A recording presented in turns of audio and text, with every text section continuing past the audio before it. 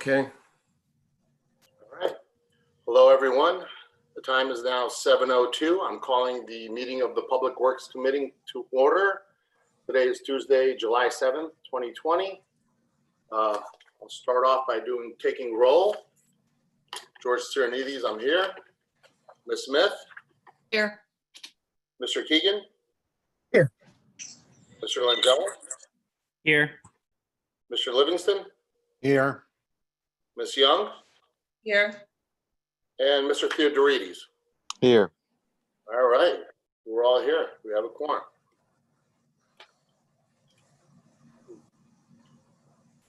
Larry, do we have anybody signed up, or Monique, do we have anybody signed up for public input tonight? I didn't receive any emails today. Okay, did anybody call in or? No We- calls either. We do have one person with their hand up. If you're attending the meeting from the public, if you'd like to speak, please raise your hand electronically. We do have one person with their hand up now. Okay, Diane, go ahead. You are live. Good evening. I hope you all are having a good summer. I'm sorry that people don't take an interest in all the hard work you're doing. I haven't advertised this, but the reason I'm the first, I believe, according to is there a public hearing about the Cesar Ramirez? we are scheduling the public hearing tonight. There's Oh. public input if you want to add, or wait. Yes, Well, yes, tonight is the public hearing. I'm sorry. yes, okay. So that's what I wanted to speak on first, and then I do have a comment for the public comment period. So as I've said before, I'm very much in favor of naming the street in honor of Cesar Ramirez. Very well deserving, and I would chalk it up to COVID. I'm sure there'd be a line of people waiting to echo what I'm saying. I'm sure you've gotten and received some, I hope you've received some correspondence over the months, many months, especially after Cesar passed away. But I think it would be terrific to have that street named after him, because he hung out there. He did true community policing. He walked the sidewalks, and I'm hoping set a nice example for future police that do community policing. He gets out of his car and he used to walk the walk, and everyone knew him, knew his name. So thank you for having this public hearing, and I hope you will approve it. Thank you, Diane. Was there anything else you want to add to, or? Well, usually what happens, George, is that you will close the public hearing, and then the next agenda item is the public comment. So I will reserve my comments to that point where I have 3 minutes. Okay. Do you have anybody else calling in about the Cesar Ramirez name change? Honorary naming? No one else has notified me electronically by raising their hand, so I would say no. Okay, then we're gonna move on. I guess, Diane, you're back up again. Okay, and I wish you could see me so you know how sincere I am, but I can only see your wonderful faces. You can only hear me. So tonight I thank you for doing the work you all do. I have brief comments. The first is for tonight on item number, well, there's a presentation by Woodard and Curran, and then item number 3 about accepting discussion or engineering fees for the Dreamy Hollow area. So just in the brief review I had time for with Woodard and Curran, I, number 1, would like at some point, doesn't have to be tonight, some itemized list of what green infrastructure measures will be employed in any of the projects, but since tonight you're voting on Dreamy Hollow, in the Dreamy Hollow project. And it's way beyond just having rain gardens. And the engineers on the call know there's all different ways of measuring, doing green infrastructure measures. And lastly, I'm reticent about, that's Pond Brook Dam being taken down, because it would have quite an effect on, I used to live in that area right near Betts Pond, and but of course I want to read the report, but I think a lot of people would like to see that remain as a pond. It's already filling in because of weeds and the like, because of people's fertilizer, but the pond is a great skating resource. Okay, moving on. Related to the information and discussion item A, 4 and 5, I look forward to simple recycling discussion and had some really quick questions for the issue about food scrap. And again, it doesn't have to be tonight. I have to hop on another call, but I would like to know this. Number one, what is the actual hauling cost per ton for the food scrap in the food scrap recovery pilot project? And that means, cost per ton. I think it's great to have this food scrap pilot project. I really do. And I'd love when it expands, if it will, but I think we all need to understand the real costs. Number two, do we get any compost back from even this pilot project? If not, how can we arrange that, or why not? Number three, have we found in this pilot project over the last couple of months a reduction of the trash hauling tonnage for disposal due to the shifting of food scrap weight to a separate collection system in Rowayton area or adjacent districts that are using this pilot project? And lastly, what is the actual contamination rate? In going to item B, what is the actual contamination rate in our recycling? For Norwalk recycling, I have asked this question before. It's a reasonable and professional question to ask, and so I would like to know that. And I know in item 6 of your general, item 6 of the general agenda, you're going to be scheduling an August 4th fee hearing. That should be interesting, and I look forward to hearing more about it.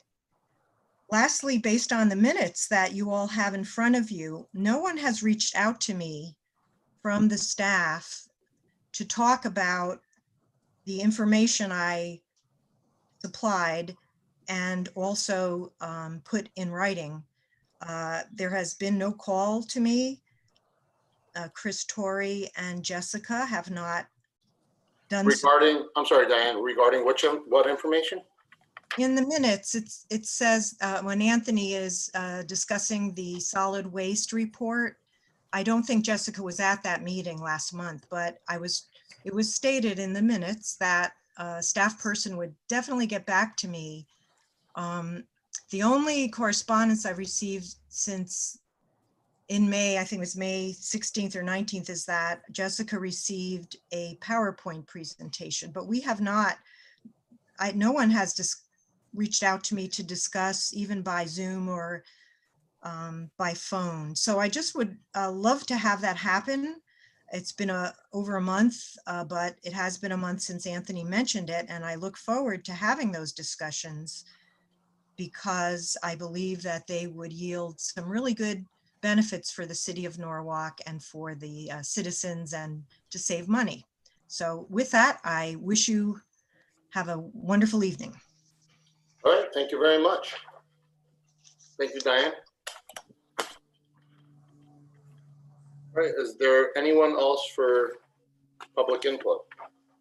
No, we don't. We do not have anyone else. Okay, seeing that we don't have anybody else, we're going to move on to the presentation. Item 1, presentation by Woodward and Curran Engineering, PAPC, regarding final executive summary for Dreamy Hollow Estates Friendly Pond Area Drainage Study. And I believe we have, I thought I saw Anthony. There he is. Anthony. We have Anthony, Mr. Catalano on the line. I'm sorry if I mispronounced that. That's okay, Catalano. I didn't know if the chief wanted, good evening, everyone. I didn't know if the chief wanted to say anything first. That's why I was holding off. But I do want to thank thank you all for having us this evening, and I'm glad to see that you're all well, given all the craziness that's going on, and just good to see you all. And so, yes, we did want to, I think the last time we met was probably back in April sometime. And we really made a lot of progress the last few months as part of this study. And what we wanted to do, respecting everyone's time here, is to go through a PowerPoint presentation, which is essentially is an executive summary of the study that we undertook, along with the results, our findings, and recommendations for mitigation solutions. If you recall, the last time we were all together virtually here, we talked about focusing on meaningful solutions, and we use the term "get the biggest bang for your buck," and that's kind of the theme that we used moving through this study here. How can we most effectively utilize the existing funds or available funds to have the most meaningful solutions? And so you'll see that this was a significant undertaking, just to kind of put things into perspective. You're talking about a study area of over 400 acres. Initially, the thought was that we were going to be looking at less scenarios than what we ended up looking at, but we were very adamant about wanting to really look at different options that may be available. In the end, we ended up studying about 30 different scenarios to find solutions within this neighborhood. We have with us this evening Joe Kirby, who will be running through the PowerPoint slides executive summary. We also have Steve Loria with us from Woodard and Kern, and Darren Stairs as well. What I also wanted to briefly mention is actually a thank you for the collaboration that we were able to undertake with the DPW department under the leadership and direction of the chief and his team. If I start saying names, I'll miss one, and I don't want to do that. But I do want to say that studies like this are only possible, and you can only achieve success if you have responsiveness from the owner side, from the client side, in this case, the city. So a big thank you for that responsiveness, really in real time, every time we needed to get additional information or perhaps go out to the site. The department was always there to support us. So I'm going to hand it off to Joe, and what he also has in the slides is next steps to give this group a sense of what the next step is in terms of making all of this a reality. And it's exciting. I know it's been talked about for a while now within the city for a number of years. And, we're really getting to the point where this is going to be real. And so I'll hand it off to Joe. All right, thank you, Mr. Chairman, I'm sorry, Joe, if I may. I did want to commend Woodard and Curran for the great job that they did, and my staff, fantastic, second to none. These types of studies, like Anthony said, are the best well executed when you have all parties rowing towards the same direction. So everybody from operations, Chris, thank you, Vanessa, engineering.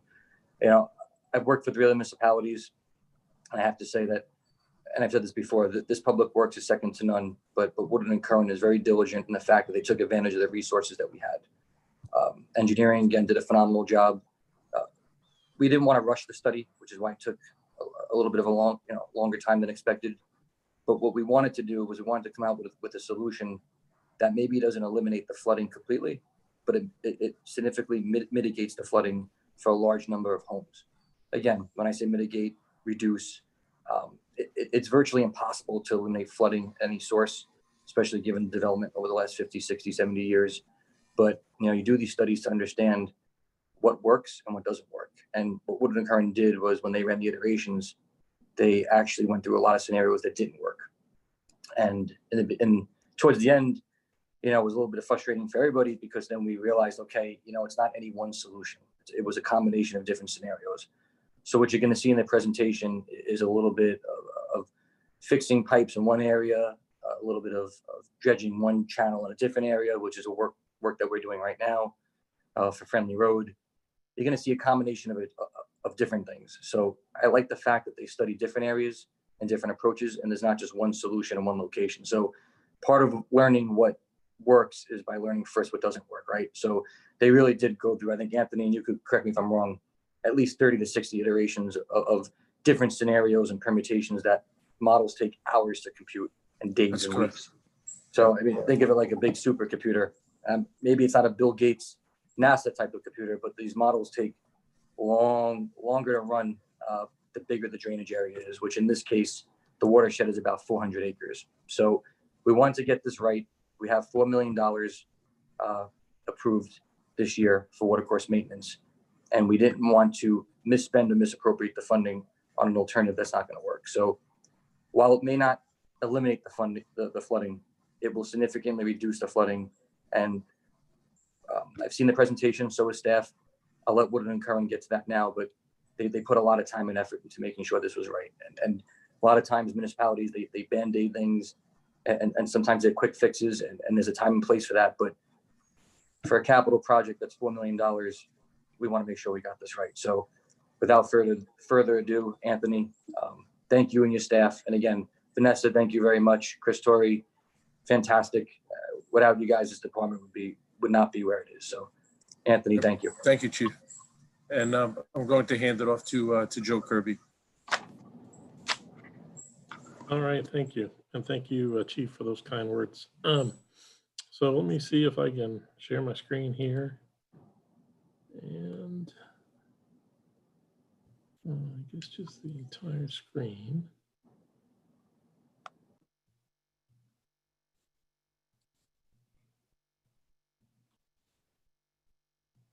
All right, can everyone see the PowerPoint, Anthony?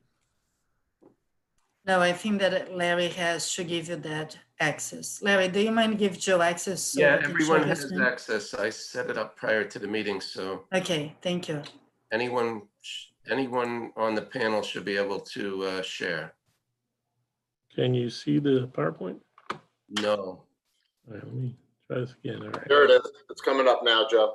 All right. 5.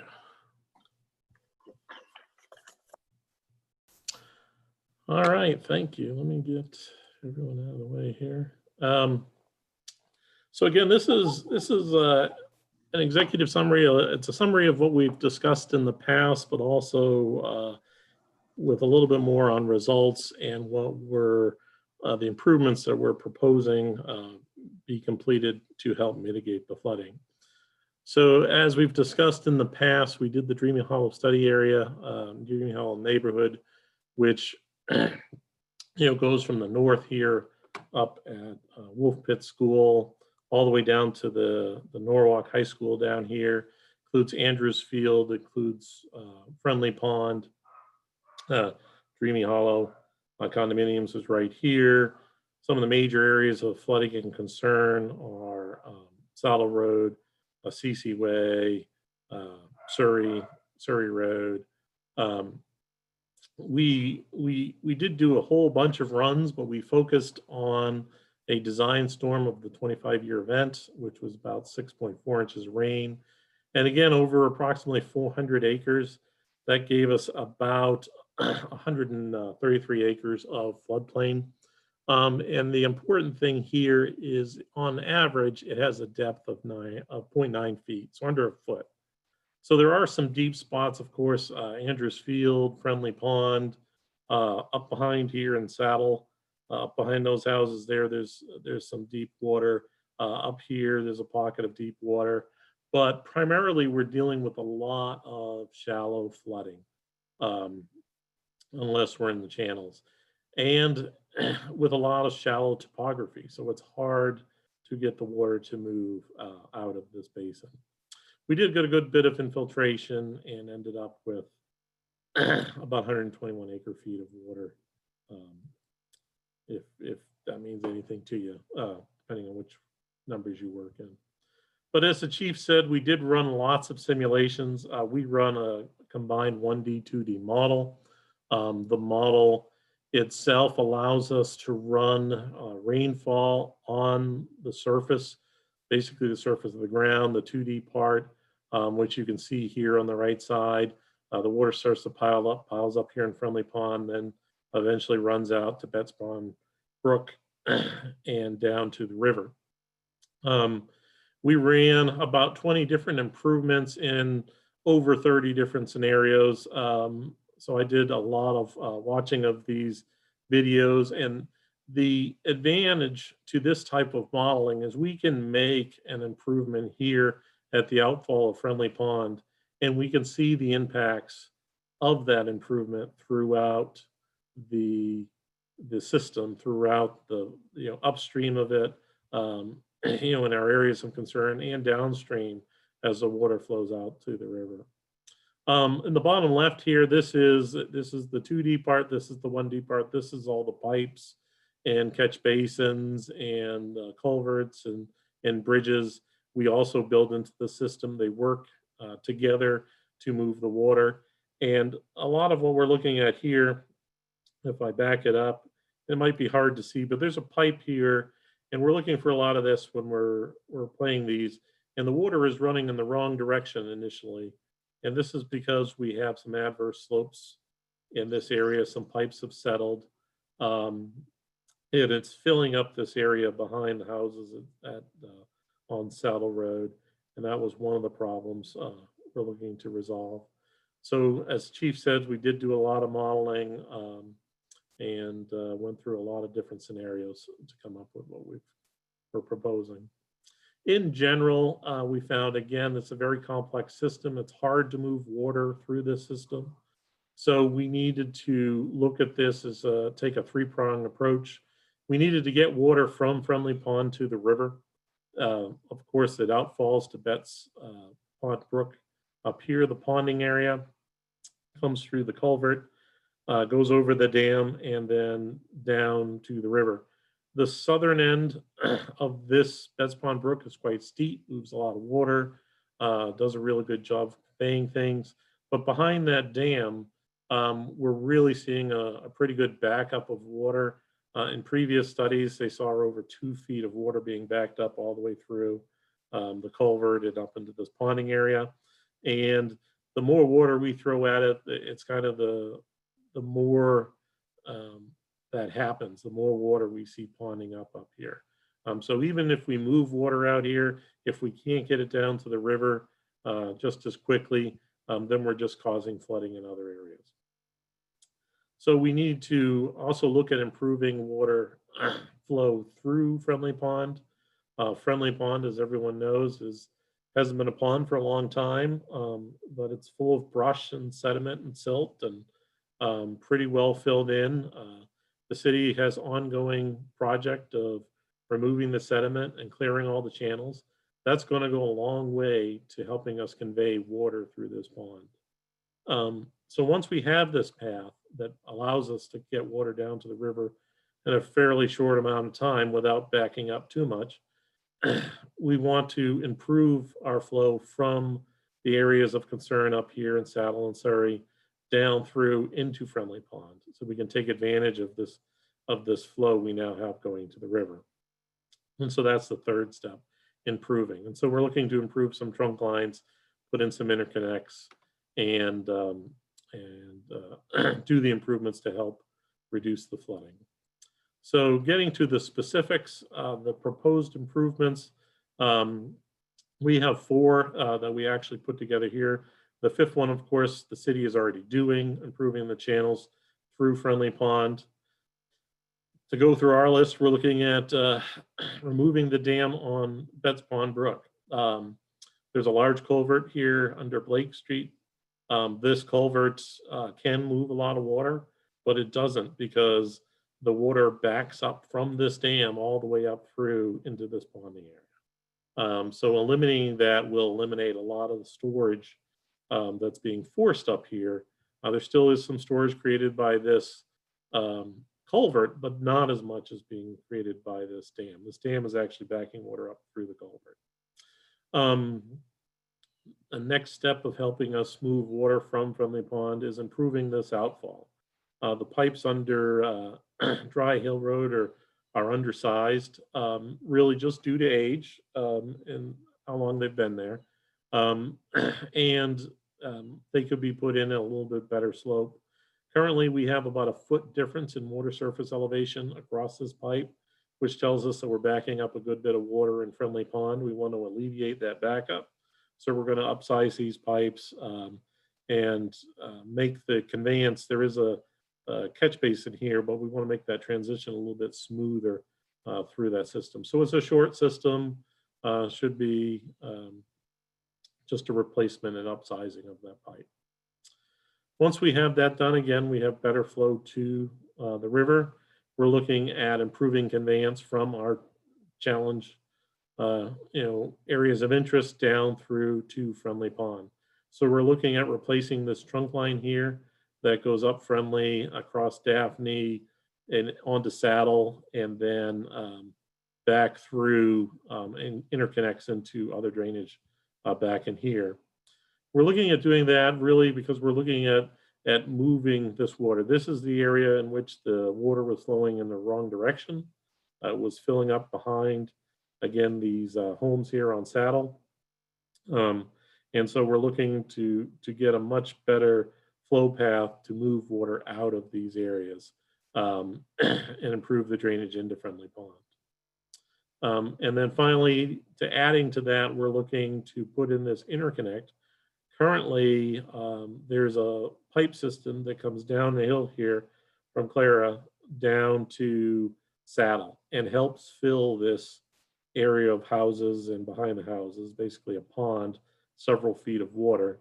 We're looking to intercept that water here and bring it down through Honeysuckle and bring it down and drop it into this pipeline and off and shortcut it into Friendly Pond.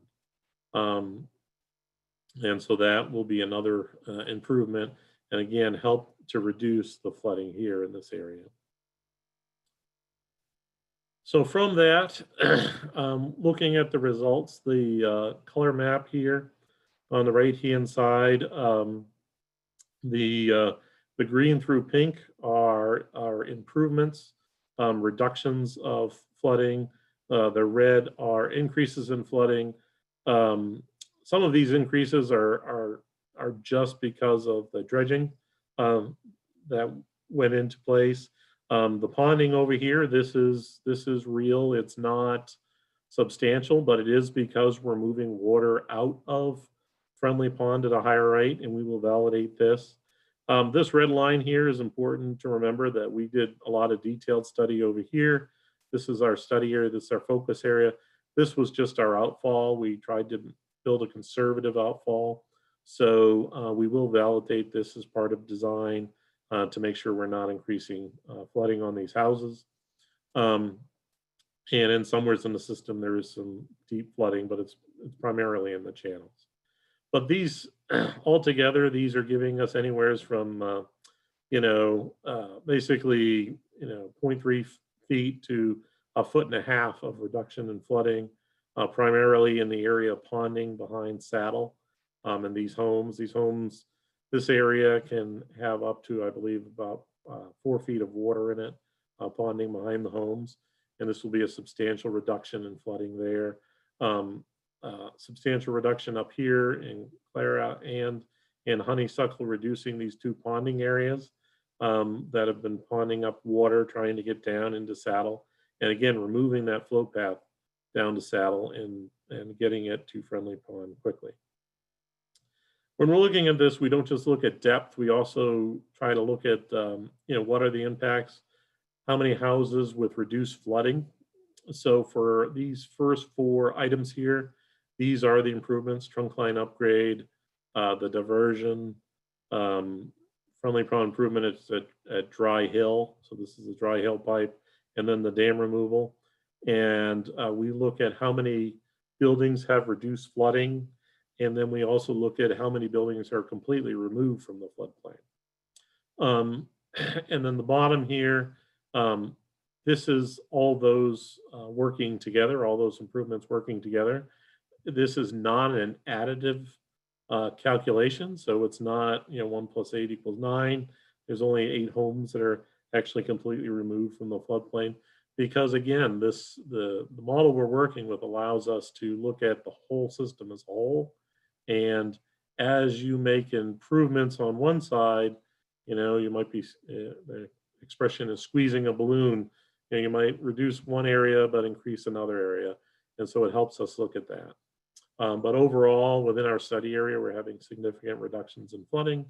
And we've proposed, came up with a planning cost of 3.1 million for the improvements. Excuse me, this is Tom Livingston. When you Sure. say planning cost, is that the cost of planning the project, or is that an estimated cost of the project? That's estimated cost of construction.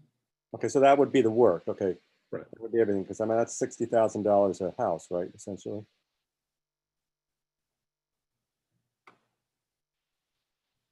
Give or take? Okay. Yes, I did. I did that calculation, Tom. And you're depending on if you look at the 42 homes to reduce flooding or the 8 that are removed, depending if you do 42 or 50, you get between $62,000 and $74,000. Yeah. I was more focused on the 3.1 as planning cost versus construction Right. cost. But that cost is important too, because the cost benefit is such that, to typically raise a home outside of a flood elevation, those costs can vary from $50,000 to about $75,000. So in going through that, knowing that cost and knowing what the cost benefit would be per home for the amount of homes benefited from the project, that's why we looked at these scenarios and we gave that a go versus holding back. So if it was, if it was going to cost each home $150,000 and you're only going to improve 20, then that would be no good. The rule of thumb for FEMA is about $75,000 per home to raise up and move out of the flood elevation. But also to note too, this flooding is localized. These are not on FEMA maps. This is localized flooding. Yeah, that was my next question, is whether there's FEMA money available for any of this or any grant money. Joe, Anthony? Yeah, so if you can hear me okay, Tom, we have our own in-house grant and funding team. It's not one person, it's an entire group of people that we, for our important clients like the city of Norwalk, we offer that service. So we've been coordinating closely with the chief and our key person locally, Laura, and looking to identify funding opportunities. There may be some opportunities through FEMA. Laura is in the process of looking at that and updating a memo that we're just doing it on our time and our cost for the city. And we're also considering other potential future opportunities which may involve stimulus money and shovel-ready type projects, depending on the timing of things. So we are keeping a close eye on grant and funding opportunities for the city, and we plan to update that information for the chief in the next few weeks. Great, thanks.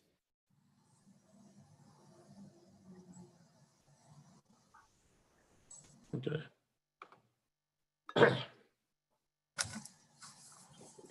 All right, so next steps. In order to move this from proposal to construction, we need to do a good bit of field investigation. We need to do wetlands delineation, of course, protected species assessment. We'll do some geotech investigation. We'll do some borings. There were a lot of areas up by Saddle in which the trunk lines and the pipes had very inconsistent inverts, meant that there was a lot of settling going on up there. So we are expecting to need some special bedding instructions for the new pipes going through that area, and that'll help out a lot. Also, there might be some areas in other parts of the basin where pipe is currently sitting on rock or ledge, and to remove that is much more costly. So we want to understand all that before we get our bid package out. And then with any design, we're of course going to need to do a right-of-way survey, topographic utility surveys, planimetric surveys, so we know what's impacted and what's not, and can come up with a really good bid cost. When all that information is collected, we'll go into design services. We'll be putting together our drawings, technical specifications, and develop those construction costs for the bid package. that will go out. And then finally, permitting. Permitting is an area that gets getting bigger and bigger every year. There are several permits that we would need to work through. The City of Norwalk Inland Wetland Agency permit. There's an Army Corps permits, I believe, federal and state. General construction permit. There will also be for the Betts Pond Brook. It does have a floodplain and floodway on it. So there will need to be a floodplain development permit and probably a CLOMAR submitted to FEMA for this project. And then, of course, responses and dealing with the regulators. Permitting can be one of the largest tasks. And then bid package release. Excuse me, Joe. ahead. Obviously, I know you guys have no control over the permitting process that has to go through the proper channels, but do you have a time frame as far as the rest of this goes? How long would it take to go through the field investigation services, design services? How far along are we right now? I can, Joe, you want me to, I can. Yeah, go ahead, Anthony. Yeah, the key is in these types of projects, it's always a balance. You want to somewhat on a concurrent path, advance the design so you have sufficient information to start to feed into the permitting process itself. You know, on these types of projects, we look to expedite the process by being proactive with the different agencies and having pre-application meetings, basically avoiding surprises. So when you ultimately submit, it's somewhat of a formality, although it takes time as well. You know, we would expect that if things are done right and we could do it on a somewhat concurrent path, that over a 6-month period, typically we should be able to address what we need to address. I say should because it's the first time that I've been involved in a global pandemic, so I don't know about others, but I don't know to what extent that may affect the process. It's something that we'll touch base with the different agencies to kind of get a sense. But that would be our overall approach, to try to expedite the process as much as possible. Thank you.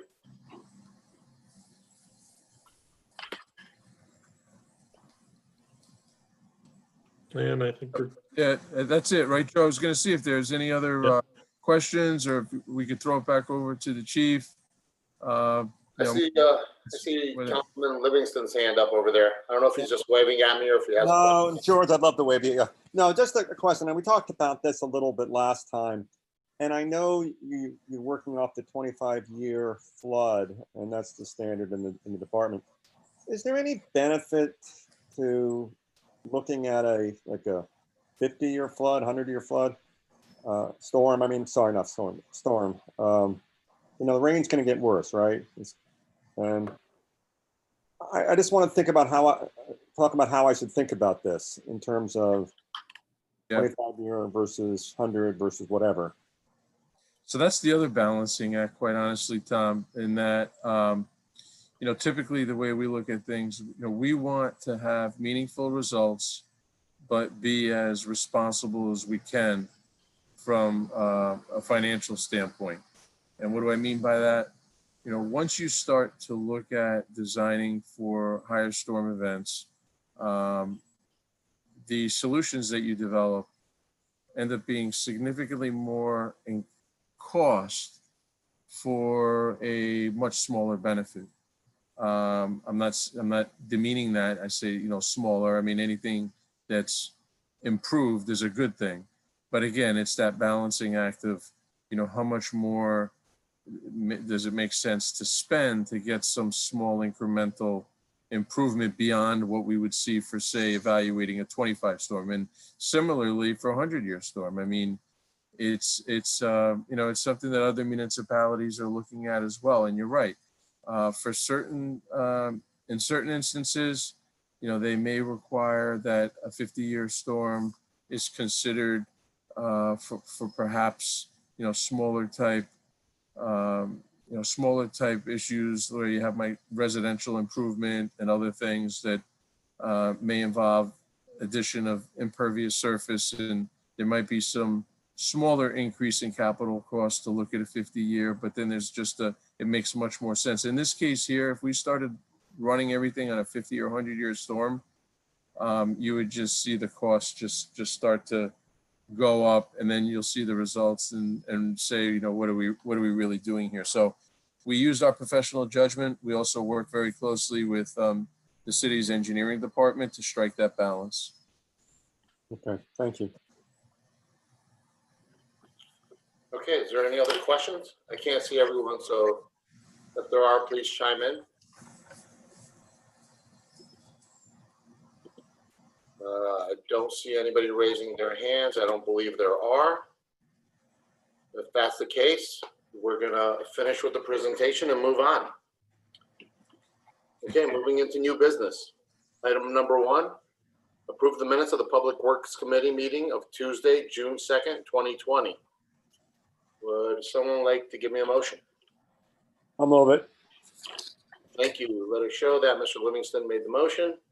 Are there any changes, additions, corrections?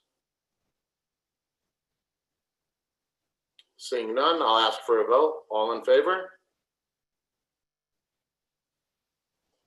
We have a long agenda, so I'm not going to go through everybody's name. I'm sorry. Anyone opposed? Any abstentions? I abstain. Okay. Sorry, So that Mr. Theodorides abstained. Thank you very much. Moving on to item 2.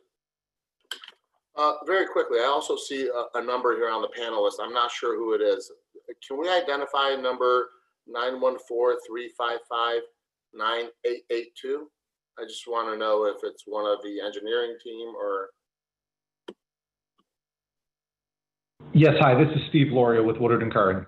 Oh, thank you, Steve. Yeah, hi, that's Steve Loria with Woodard and Curran, so. All right, so Monique, you have that Engineering for the team. record, just to show that he's also on the call. I'll take that as a yes. Thank you, Monique. Moving on to item number 2, approve the request of the honorary naming of the portion of Chestnut Street from Monroe Street to Merritt Place to Officer Cesar Ramirez Drive. Before I move down.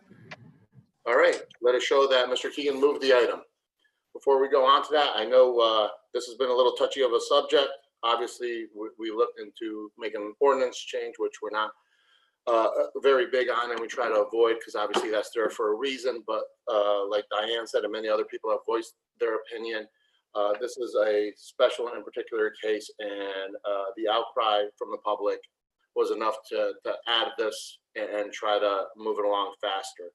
That being said, any discussion on the item? All right, seeing none, I'll put it to a vote. All in favor? Aye. Thank you, thank you. Yes. Anyone opposed? Any abstentions? All right, seems to have passed unanimously. Thank you very much, everyone, and I'm happy to see this go forward and a little closure for the Ramirez family and everyone else involved. I think it's a good, positive thing we're doing here. Chairman, Yes. and how long would that take for that to get done? What's the This is gonna timeline be on that? approved. Now it's going to go to full council. So next week at the July 14th, I believe it's the July 14th meeting. Yes, the July 14th council meeting, it's going to go to the full council for a vote. Once it gets approved from there, we can move forward and make the name change. In about a week or so, 2 weeks? What's the, After that, yeah, that I'm not exactly sure. overnight, overnight, Anthony? Want me to bring the signs to you, Darlene? You can put them up. Yes, right away. please, come on, overnight.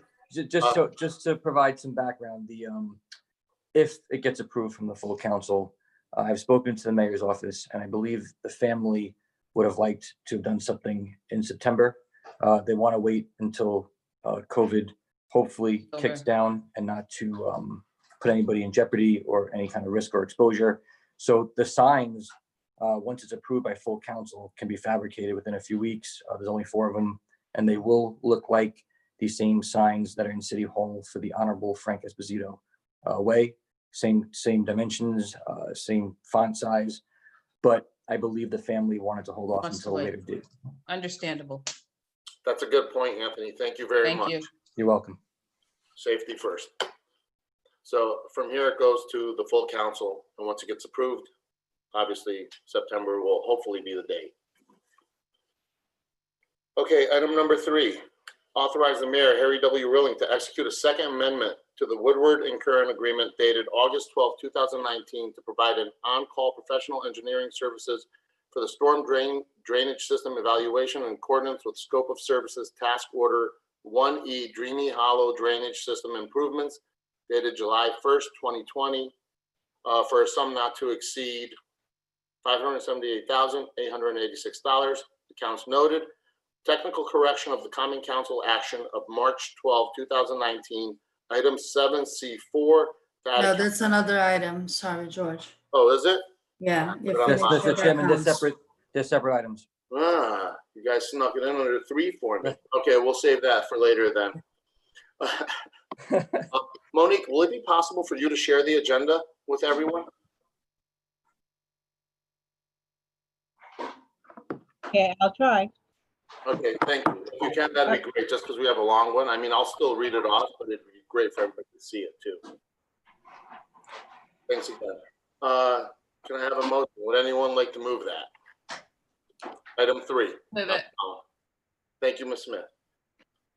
Obviously, we just had a long presentation and we're very aware of it. There's a lot involved as you heard from the questions here. I like to thank Anthony, Woodward, Curran, their entire team. There's been a lot of work put in place and this has been a long time coming. I hope to see this actually follow through. I know we have, sorry? Thank you, Richard. There might be a couple of questions. This is, would anybody else like to ask any questions? Mr. Chairman, this is just what we just saw, right? Yes, yes. Okay. So that was the presentation and now we're making the amendment. All right. And, So- and again, Mr. Chairman and Councilman Livingston, this is only to bring the 30% design, which would be the result of the flood study, to 100% bid documents, to put it out to bid, to hopefully achieve a construction price of 3.1 million or hopefully lower. This does not include construction administration. This is strictly to get to construction level, to bid documents. So that hopefully we can get the bids back and everything will be below the 3.1. If not, we have contingency built in to the capital budget. And again, 42 homes that will experience the reduced flooding and 8 will be removed entirely from the flooding. So, I mean, that's 50 structures and based on FEMA's checklist for cost benefit, that certainly meets the criteria. But I just want to clarify, this is just to advance the 30% design to 100% design for bidding purposes. Any other questions? Mr. Chairman, this is David Huvelin. I know I'm not on the committee. I just have one question, if I might. Sure, Dave. I just had a question whether or not we know of any known species issues in that area that could throw a wrench into this ahead of time, or anything that has come up in the past that might be from a species standpoint. Can I, Chief, want me to answer that? Yes, The, I defer to scope- the experts.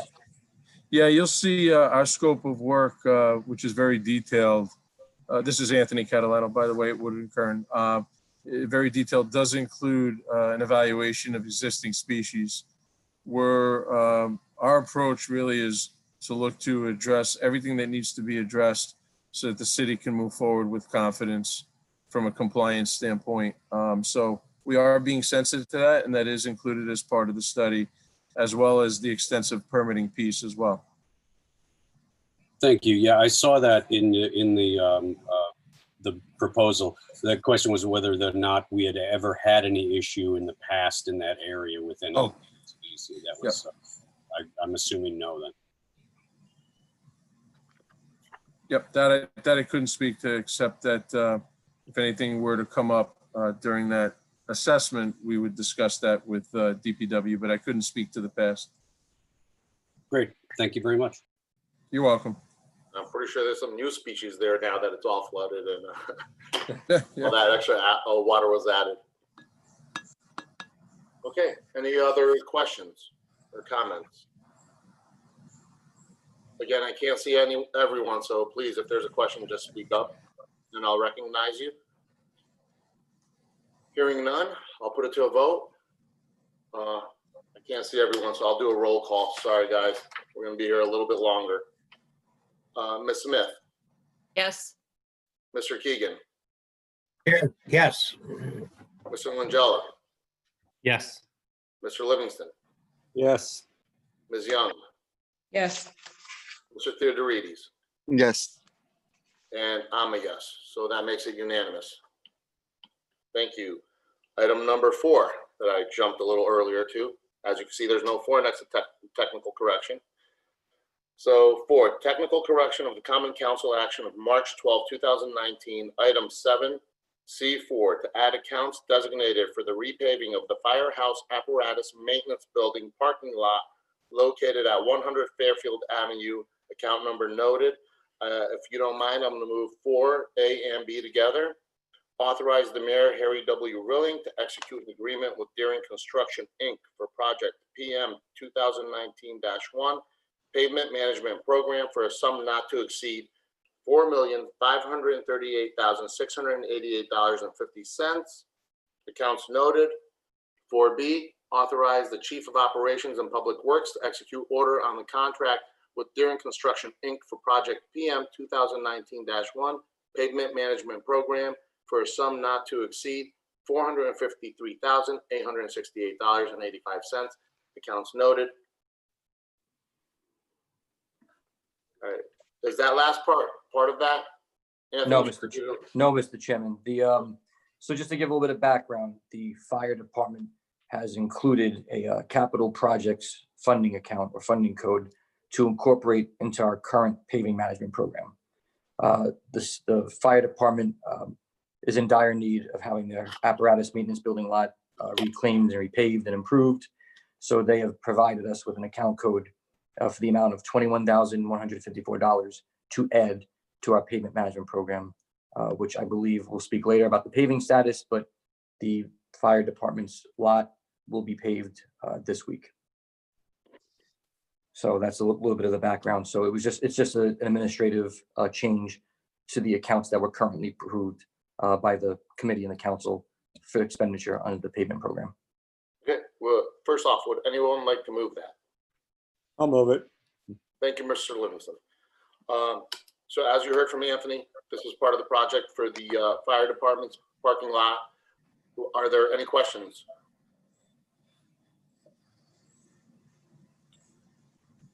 Okay, I don't see or hear of any.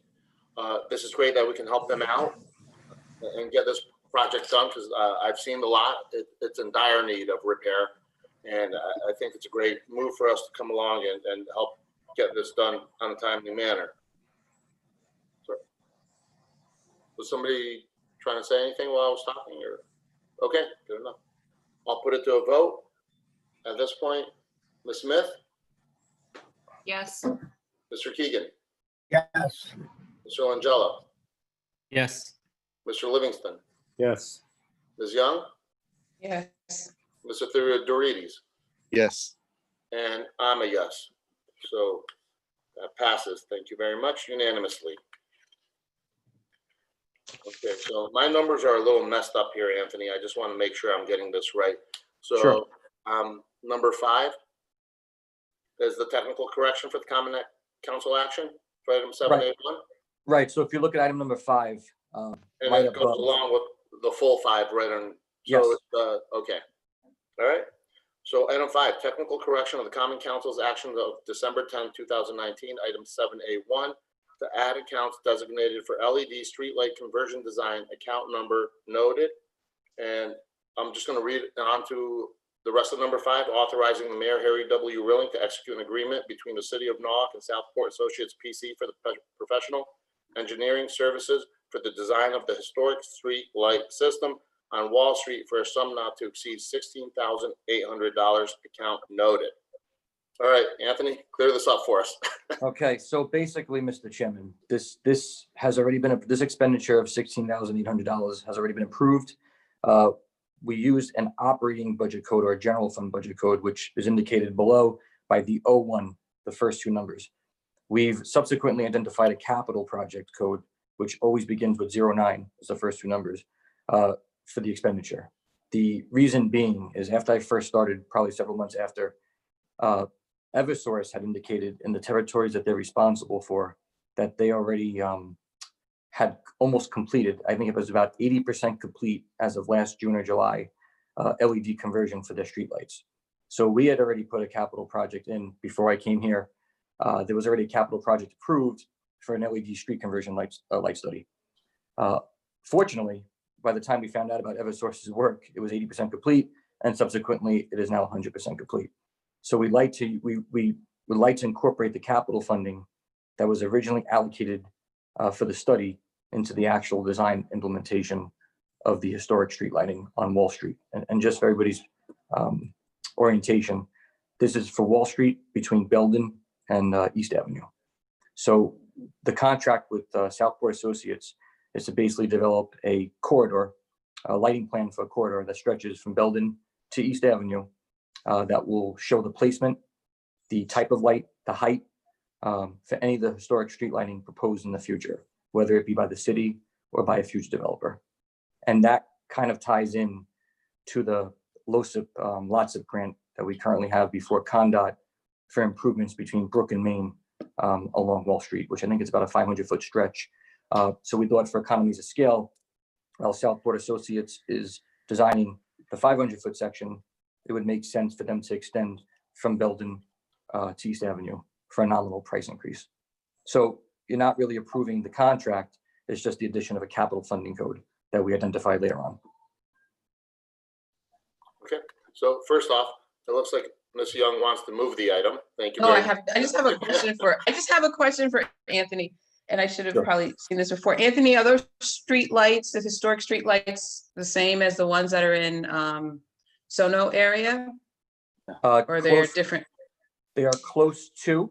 I'm not sure if they're the same, the same exact style, but I could defer Paul to is Vanessa. saying no. Paul, no. They are the style that's on West Avenue currently. The style is has the arm that hangs out over the street, the 6-foot arm, versus the one in Sono is just a regular vertical style pole. The globe, yeah.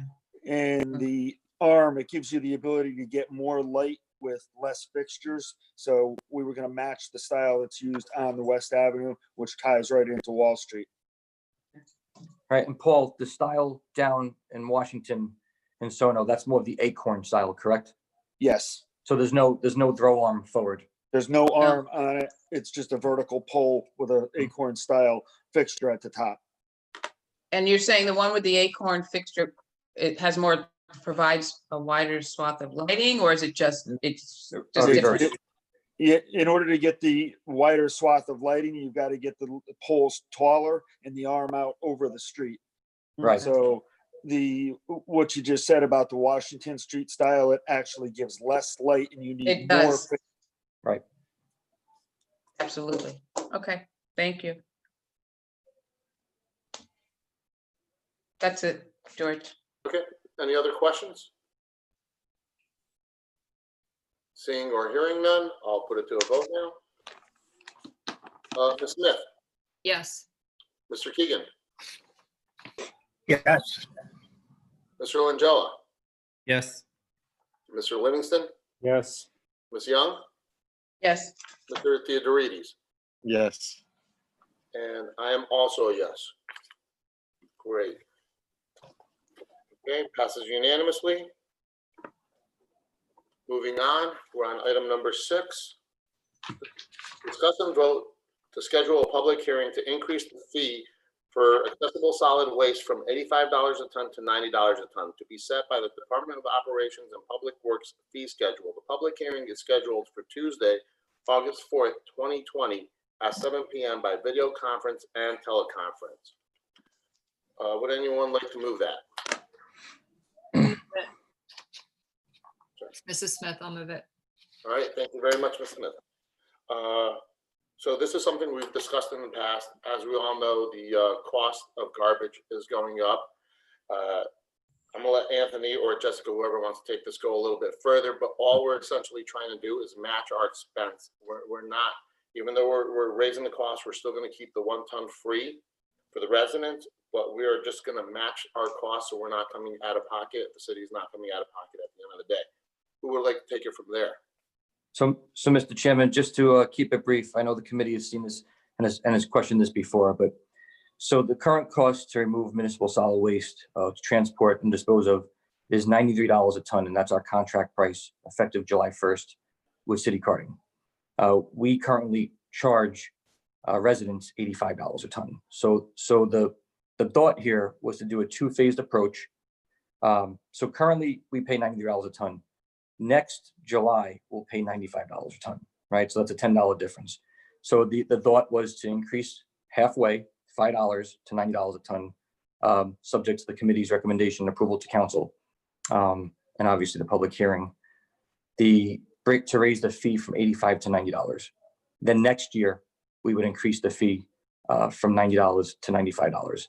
And by July 1st, 2021, the fee that is charged by city carting would equate to what we're charging residents. And again, this excludes curbside pickup. This is not part of the pickup program. What this includes is any waste that's generated from the 1 ton free for the pickup trucks. This is the waste for the passenger cars and SUVs and minivans that come down and could dispose of unlimited. This includes the commercial waste for the licensed commercial haulers at our transfer station or our operations center, excuse me. So that's really the genesis of this increase. Where we're paying 85, we're collecting 85, but we're paying 93. Next year, we're going to be paying 95. So if we were to increase the fee from 85 to 90, we would only be losing revenue of about $14,000 to $17,000 if the increase was approved through a public hearing and through committee. If we don't increase by the $5, we'll most likely lose about $39,000 to $47,000 within the fiscal year. So it's a step forward, and we spoke to the mayor's office and we explained what's going on now and where we're going in the future, and we like to mimic and balance out the costs. We're not looking to make money, certainly, off the residents. And again, like Mr. Chairman said, we're not looking to abolish the 1 ton freight either, but we're looking to, solid waste costs are only going up like everything else. So the longer we keep it 85 and the longer that the tonnage to export the waste goes up, we're going to be the loss is going to keep increasing. So we think it's fair not to impede anybody by jumping to the $10 right away or the $8 right away. We would do it in 2 phases. So that's the background of where the increase is coming from. We could do nothing and continue to charge 85, but then we're at a deficit of $8 a ton. And that tonnage ranges, it's in Jessica's memo, but it's between 4,000 and 5,800 tons just from that particular waste stream.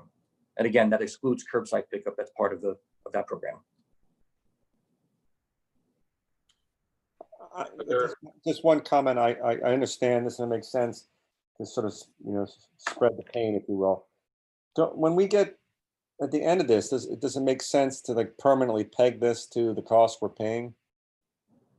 Or is that something we need to look at each year? Oh, you mean to increase it? I mean, I'm sorry, Tom. After we go through this sort of phased in approach. Right. It seems like we ought to just sort of tie it to whatever we're paying, but maybe. I mean, that would obviously be at the consideration of the committee and the council. Ideally, yes, right? So we're not looking to make money or generate additional revenue from the residents, but I think it's fair to say, and I think Chris and Jessica Palladino would agree, that we're just looking to simply cover our cost. So if we're paying A, we'll charge A, not B. Right, makes sense. And also keeping in mind, there have been a lot of fees and increases throughout the past couple of years. We don't want to jump ahead. I think phasing it in a little bit later does help. Are there any other questions?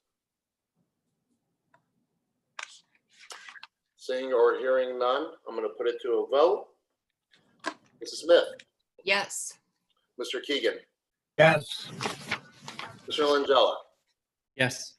Mr. Livingston? Yes. Ms. Young? Yes. And Mr. Theodorides? Yes. And I'm also a yes. Passes unanimous. I just want to add one last part. None of us want to see the fees go up or the costs go up. We try as hard as we can to save from charging residents any further than we already have to, or they have been charged. But unfortunately, like Anthony said, costs go up and we have to somehow accommodate. There's no money to be made here. We're only trying to cover the costs that are already out there.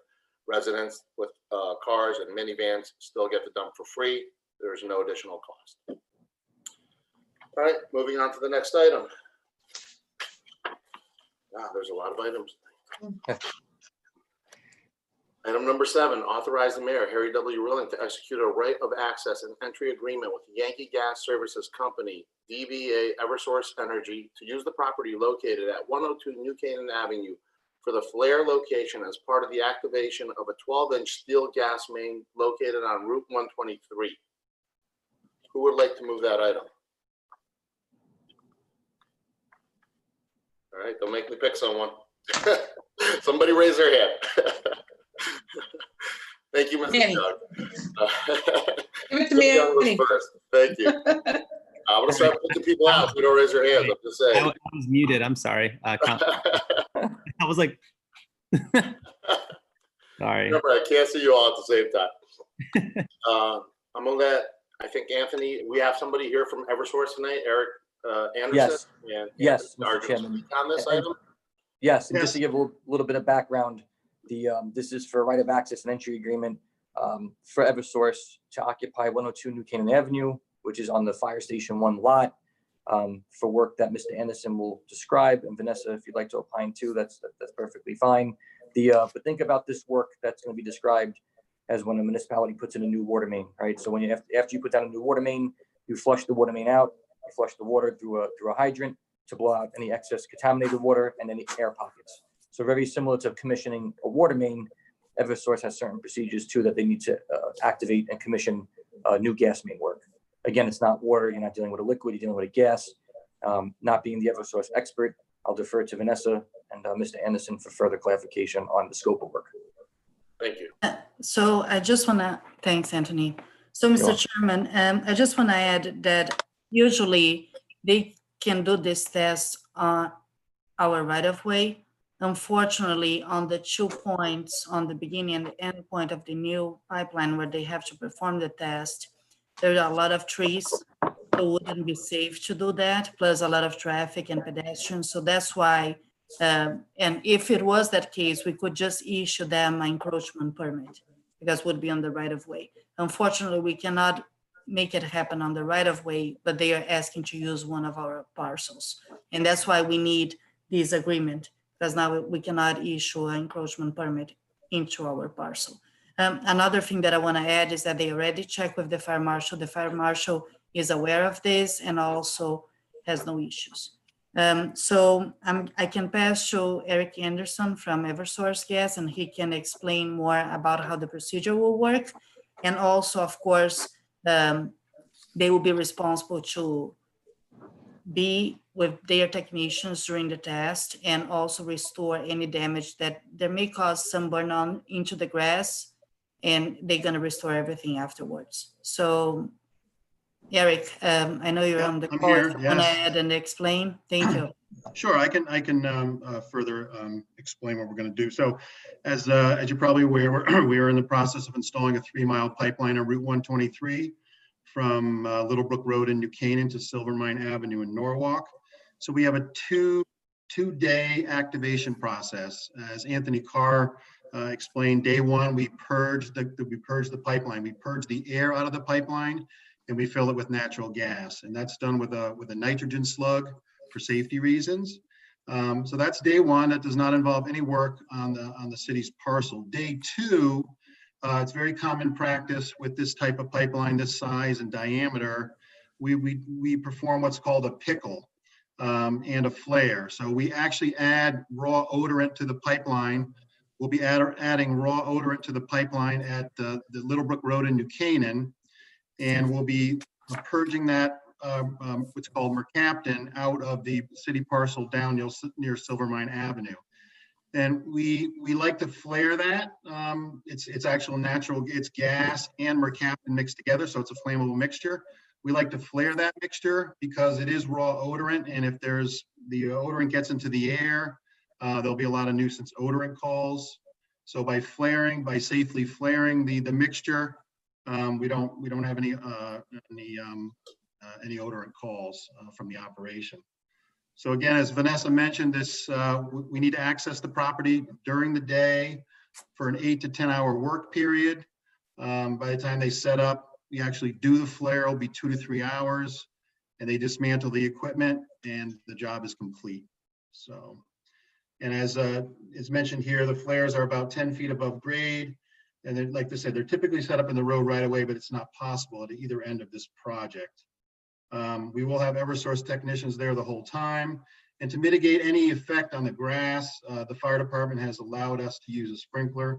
So we'll have a sprinkler going in the vicinity of the flares just to keep the heat down on the grass to, hopefully avoid any damage to the grass. But if it does happen, Eversource will make repairs to the satisfaction of the city.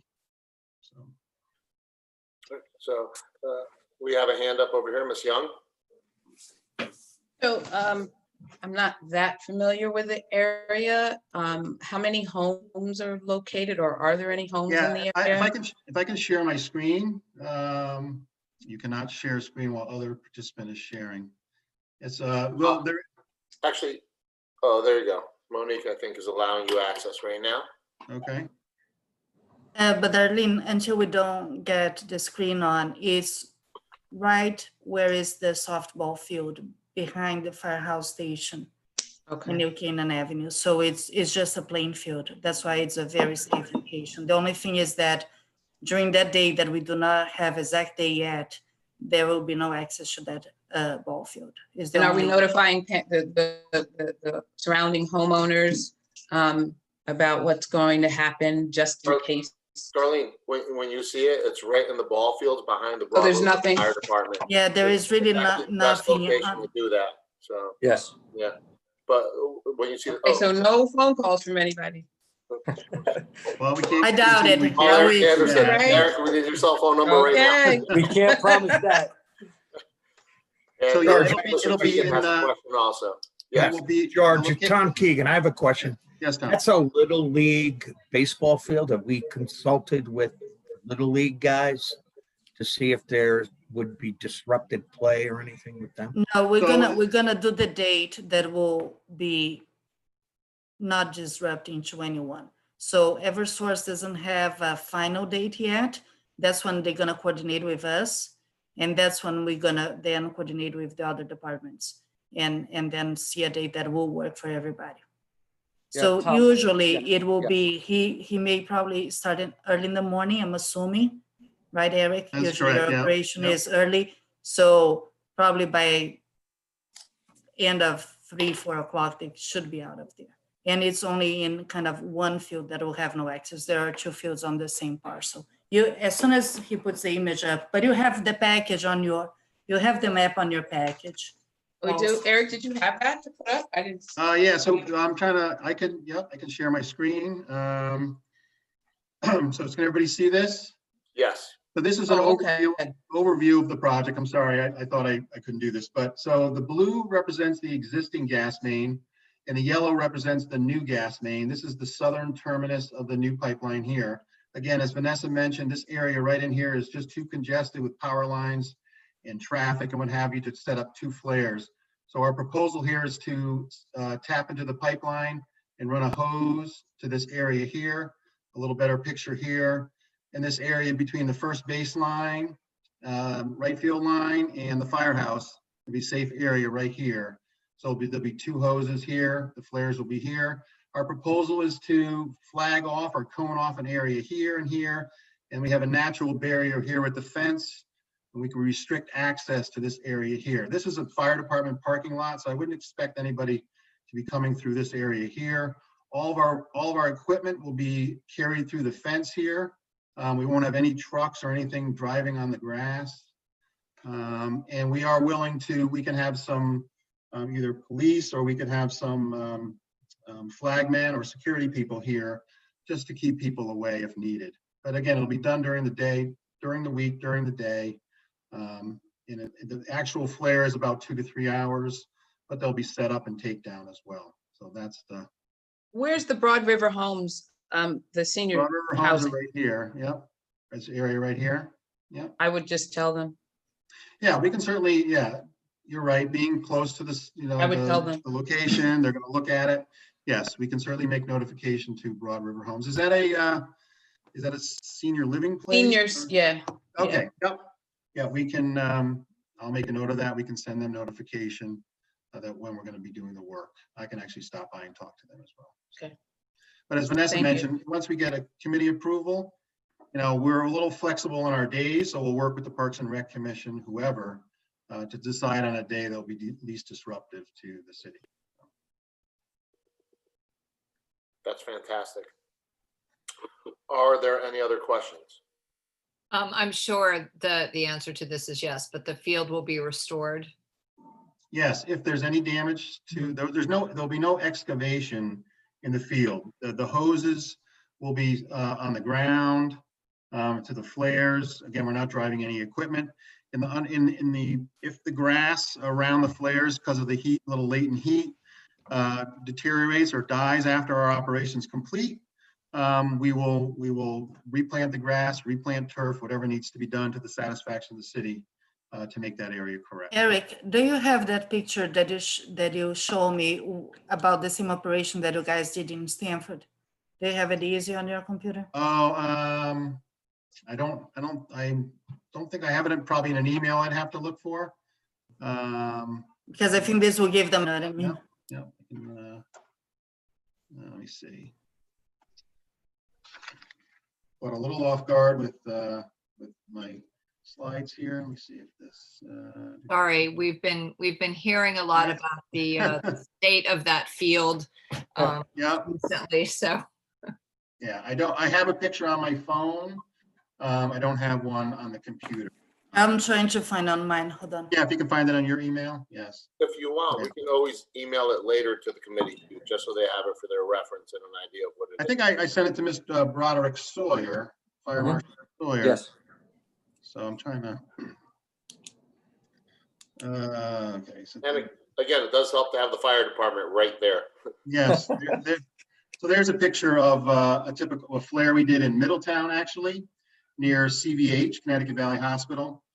You can see the hoses. They're rubber hoses, and as they get closer to the flare, they're stainless steel hoses. And these two things here are snap shut-off valves. So if anything went wrong with the flare operation from a distance, we can pull these ropes here, these chains, and it will shut off the flow of gas in the mixture. So, and you see how we basically have cones separating our area here, so we don't have any pedestrians or anybody wandering into the area. But this is a typical 2 flare setup here we did in Middletown in 2019 last year. And Eric, just to confirm too for the committee, the purpose of the flare is to burn off. I know there's a chemical. It's called mercaptan. Yeah. Right, and methane, right? So, yes, so can you just explain really the basic reasons for having the flare and why it's needed? And if you didn't do the flare, what would happen? Yep. So during the pickling process, we up on Little Brook Road in New Canaan, we will inject into the pipeline mercaptan, which is the odorant, what you smell in gas, raw mercaptan and oil. So we'll inject those 2 components. We're going to push that out with natural gas down to Silver Mine Avenue. And then when that mixture gets down to Silver Mine Avenue, we will flare it off. In its raw state, that mercaptan, obviously the fire department knows that's the odorant and natural gas. If that was an inordinate amount of that odorant was to be let off into the air without being burned off, there'd be nuisance calls for miles, odorant calls. So to mitigate that, we flare off the mixture and burn it harmlessly into the atmosphere. So we eliminate any issues with, with odor calls. So. how often does that occur? How often do we do this operation? Yeah. Anytime we have large pipelines, steel pipelines, we will typically employ this pickle operation. So what you're seeing here was done in 2019 for the activation of a line in Middletown. I believe at the end of 2018, when we put the phase 1 of our Stanford to Norwalk project, we also flared that as well. So yes, it's a very common operation. It's an industry standard, industry practice that's employed to basically condition the interior of the pipeline with odorant. So, Thank you, Eric. yep. Any other questions for me or? I don't see any. All right, Eric, thank you very much for that very detailed description, and good luck with that. And as long as, you know, let's just make sure we don't get in the way of any activities that particular day that we choose to do that. Right. Thank you very much. Seeing no other questions, we'll put that to a vote. Mrs. Smith, Yes. Mr. Keegan, Yes. Mr. Langella, Yes. Mr. Livingston, Yes. Ms. Young, Yes. Mr. Theodorides, Yes. and I'm also a yes. It passes unanimous. Thank you, everyone, and thank you again, Eric, for that detailed. And George? Yes. Chairman? Yes. Chairman? And so I just want to say to Eric, because you already said it, just to make sure that you check with Recreation and Parks with Nick Roberts too, because we had some question, I think, about that particular baseball. Darlene, I'm gonna address that first thing in the morning Good with morning, Mr. perfect. Roberts, don't worry. First, I just want to make sure that you guys would approve, and then Yeah. I'm gonna loop Rex and Parks, and also I'm gonna coordinate the date that will work for everybody. Perfect. Okay? I'd And like to thank, also- thank well, the I'm committee. sorry. Yeah, no, I'd like to thank the committee for putting me on the agenda tonight, and to Vanessa for, you know, taking all my information and compiling it and getting it out to everybody. Thank you very much. Thank you, Vanessa. Thank you, Vanessa. Thank you. No problem. Okay, moving on to item 8. I'm going to move item A and B together. Authorize the mayor, Harry W. Willing, to execute an agreement with the Grasso Companies LLC for project RD 2020-1 concrete curbs and sidewalks in various locations for a sum not to exceed $2,749,668. Accounts noted. 8B, authorize the Chief of Operations and Public Works to execute orders on the contract with the Grasso Companies LLC for project RD 2020-1 concrete curbs, sidewalks in various locations for a sum not to exceed $274,966.80. Accounts noted. I'm gonna pass this on to Mr. Carr now, who's going to give us a little bit more information about this. I just want to add that this is also one of the areas we've been working on for quite a while now.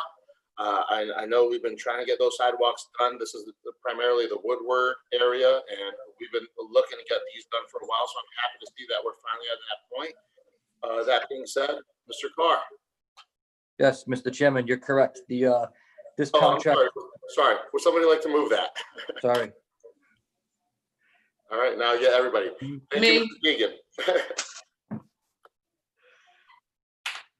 Okay, so by way of background, this contract was recently bid. 3 bidders responded. The Grasso Companies LLC was the lowest bidder, followed by Star, and followed by Deering after that. The spread in the contract prices was between 2.74, which was Grasso, the lowest bidder, and Deering and Star were about $200,000 approximately more than the lowest bidder. So again, this contract was primarily focused to address the sidewalk issues in Woodward Avenue, primarily between the Neptune and Merritt Avenue areas, which is about 2/3 of a mile. And that is included in our capital project that was approved by the council for sidewalk curbs and sidewalks. This also includes the Ohio Avenue area for curbs and sidewalks. And again, just to give a little bit more information about the contract, this includes about 4.25 miles of concrete curb, and about 2.6 acres of sidewalk between those two areas. So just to give an order of magnitude, it's not a small contract, apparently, obviously by the price, but we did do our due diligence. I understand those questions about Grasso companies. So staff was proactive and did reach out to planning and zoning, the tax collector, and the law department. And planning and zoning advised that the company currently that bid the project, Grasso Companies LLC, has no zoning violations on their property in Norwalk, which I believe, Vanessa, correct me if I'm wrong, it's on Wilson Avenue? It is. Okay. There's no zoning issues on that property. The tax collector did not indicate that there's any past due taxes And again, we consulted with legal law, and there's no issues with this particular company who bid the project as the lowest bidder. So we did do our due diligence. I understand there was questions about Grasso. I understand being new to the city, newer, I should say, that Grasso has a reputation, but you know, the flip side of it too is that they do very good work. Vanessa and the other engineers that are on this call can speak to that. They're a fair contractor to work with. They do uphold to the schedule. They do good work. If you ask them to do extra things, they don't necessarily charge you for them for a change order or time and materials. So they're flexible there. But again, we did do our due diligence. We don't see any objections to awarding the contract to this company. And based on the investigations from the internal city departments, we don't foresee an issue working with this contractor, especially too, since Deering has a lot of work and Star does very good work too, as advised by my staff. But Deering is very busy and they're also doing very good work for the city, but it is good to spread the wealth amongst contractors and have them work together sometimes. So that's just the background, but we don't have any objections, Mr. Chairman and members of the committee, to recommending Grasso Companies LLC as the lowest bidder. And also just want to call your attention that we got 4 bidders back, what was good. And Grasso was the lowest at around $2,750. And then Star was second, about $200,000 more. Deering came very close in third. And then the fourth one was Rondano. So we ended up having a very good turnout with very, very good companies. So as Anthony stated, we work with Grasso in the past and our department has no issues with their work. They were very flexible. We didn't have any problems. We weren't hit by many change orders. They were on schedule. They were very, when we need to move them around to accommodate our schedule, they did without any extra cost. So we really have nothing to not support them to get this contract. Another thing that it's important for you guys to know is that we talked to them already and they are ready to come to Norwalk and start the work. So if we can get this going by the time that we have a contract, hopefully in September, we'll be able to start mobilizing to Woodward Avenue. Yes, and they will begin with the Woodward Avenue area first, followed by Ohio Avenue. Sorry. Mr. Livingston had his hand up. Yeah, I did. Just a quick comment. I want to thank Anthony and the staff for looking into that. And there is history there, and it's important to the residents down there. And I know Ms. Young's constituents probably are equally concerned about them as well. So I do appreciate you looking into it, and I'm happy to move forward with them based on that. You're welcome. Yeah, I have a question too. Anthony, you said that on Woodward that the paving would go to Merritt, not south of Merritt. I seem to recall the sidewalks are pretty bad south of Merritt as well. We could certainly look into that. We have the additional funding for the contract, but I believe, and correct me if I'm wrong, Vanessa or any of the engineers, the temporary patch or the temporary overlay that we recently did last year, which was I think about $50,000 worth of work. I thought that extended from Neptune to Merritt. And again, that's not saying that those will be the final limits, but it might have extended a little bit below Merritt, but I just use those 2 avenues just to give you a frame of reference. But certainly if the sidewalks are bad adjacent to Merritt or adjacent to Neptune, we wouldn't start in there. We would definitely continue past the limits. Okay. Yeah, I do believe it was Neptune. Thank you, Drew. But again, we won't stop if it's practical and makes sense and funding is not an issue at this time. We would certainly extend limits. I feel a lot better about that. If it's going all the way down to Neptune, that's good. Absolutely. No, Yeah. absolutely. Okay, great. Ms. Young, I saw your hand. So I thought I heard you mention the timeline. So after it goes to the council and it's approved, we can get started We can get by the end of the started. month. Yeah, I would say July now, if the council approves, July, there's about a month or less of bonds and insurance. I would say in August, either late August, early September, they will begin to mobilize at Woodward Avenue first, then move on to Ohio Avenue. Sometimes so my they second- also, they may, let's say if they have already one crew that they know that they're gonna get this work, but the crew is working during the summer in a different place, they may finish what they are doing there and then come to mobilize in all. That, to be honest, we prefer that they come and stay instead of coming and then leaving and then coming again. So, but when we talked to them last week, they told us that they are kind of ready to start. Of course, they have more work in line, but they know that this will be kind of a late August, more September start work. Wonderful. Okay. And so one last question. I remember having a conversation earlier on about it, and I think with Paul and Drew maybe, that there might have been some possibility of encroachment on property. Is that still the case, and that you needed to at least reach out to those residents for the paving? Is that still the case, or is that something else?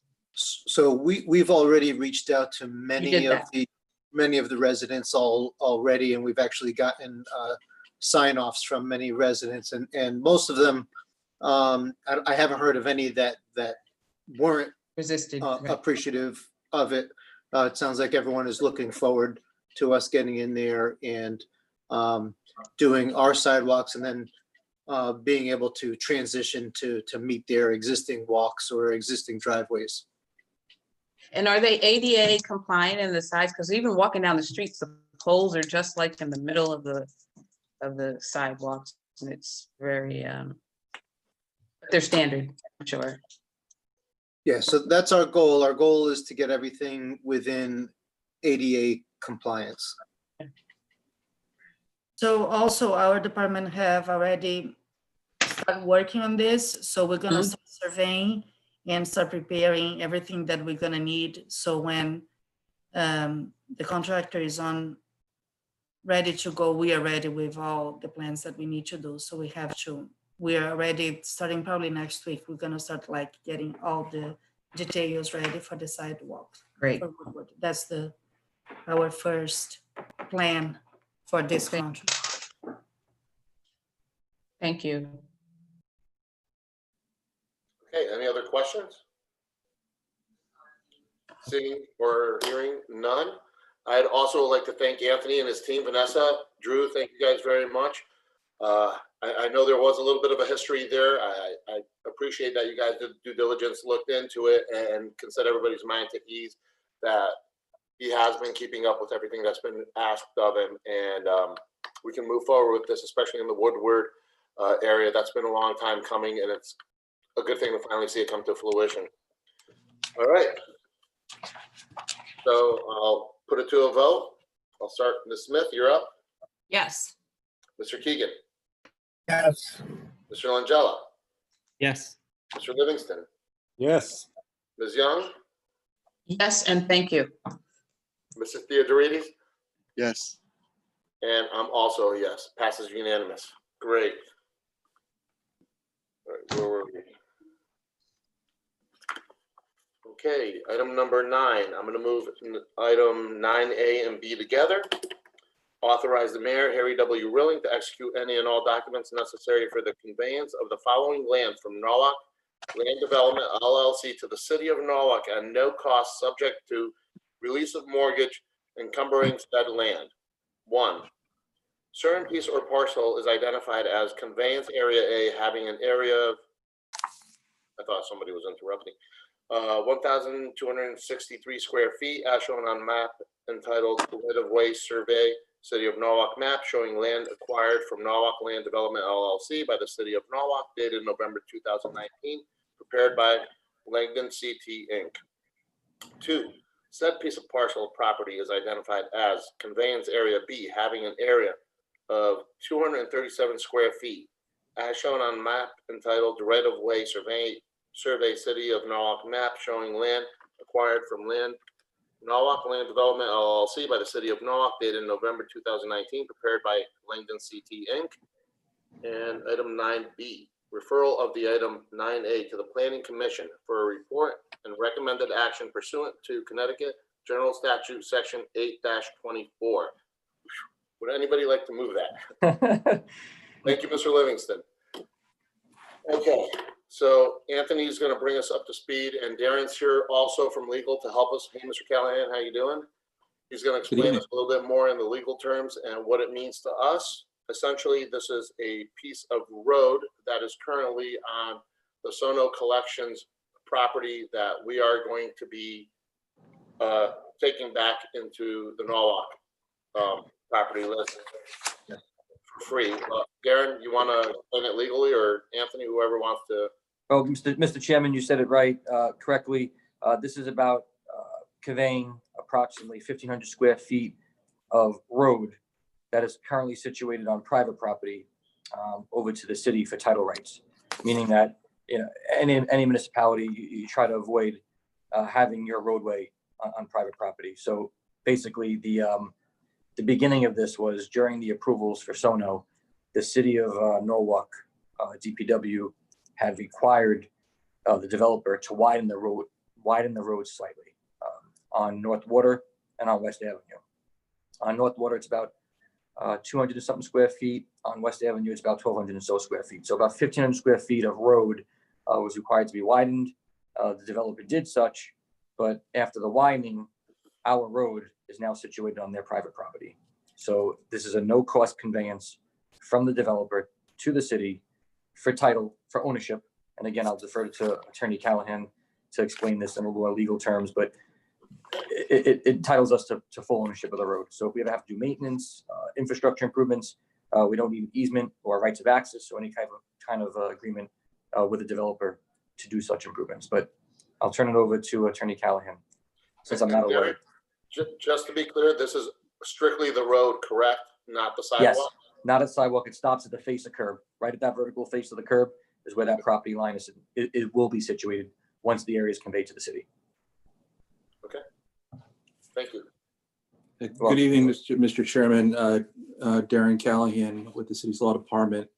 On the call this evening is also Eric Bernheim from Holland and Sage, who represented the city in connection with the solo collection development, LDA, and so forth and so on, as well as Deb Bricado, attorney Deb Bricado from Carmody Law, who represents the developer. And they can answer any questions that the committee has. But briefly, all we have here is a ownership that's in the name of the developer, and they're going to convey that technically fee simple absolute, meaning full conveyance of all property rights to those conveyance areas, conveyance area A and conveyance area B. And that'll be done pursuant to a quit claim deed,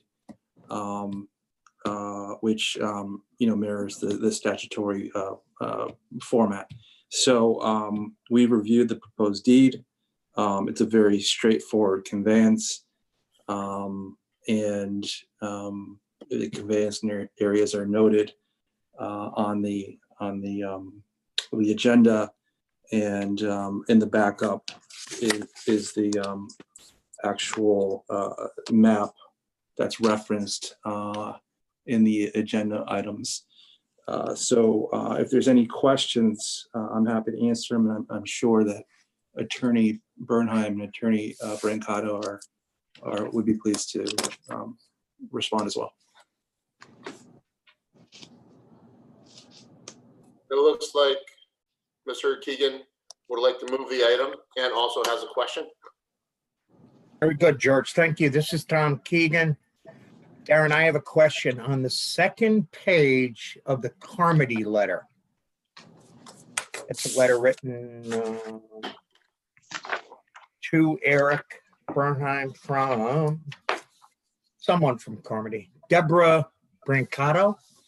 Yes. It references on the second page number 24, and I think that was the one condition of the original conditions that had not been satisfied. Is that correct? Yes. Okay. And I'll let Eric and Deborah supplement there, but it is the condition pursuant to which this is being brought before this committee. And I do think that, I'm sorry. No, it's okay. But my question is this. It says that prior to the issuance of an encroachment permit, sufficient property be deeded along the site frontage, the highway, for highway purposes, to the city at no cost to accommodate the proposed roadway widening. And then it says, and a sidewalk snow shelf. So was this actually changed, the agreement? So I'm gonna allow Attorney Bernheim and Brancato to speak to that issue because of their involvement in the evolution of this. Deb, do you want to address it principally? And this is Eric Burnham for the record. I think Deb is in the attendees list, so can somebody move her over into the panelist so that she can speak? Larry, can you help out with that? Hi, Larry, are you still there? Yeah, I'm promoting her now. Thank you very much, Larry. You're welcome.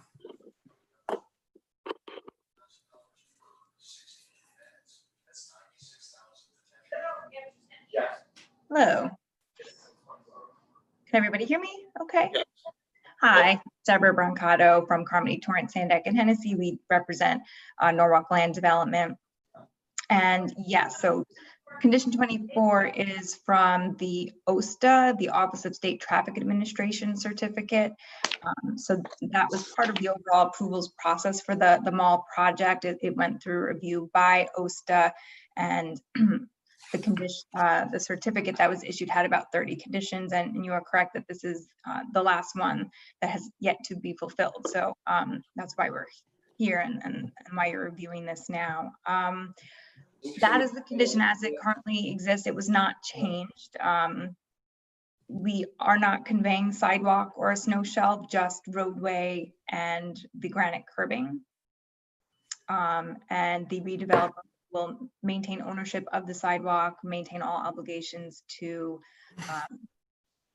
maintain it. And it's my understanding that was the city's preference on how to move forward with this. And I'll let Eric give his thoughts on that too, if he has any extra.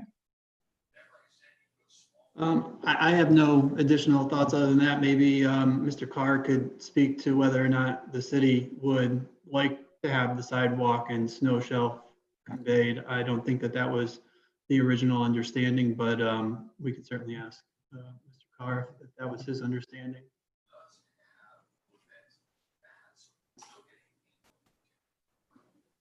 Darren, you're muted. Darren's muted.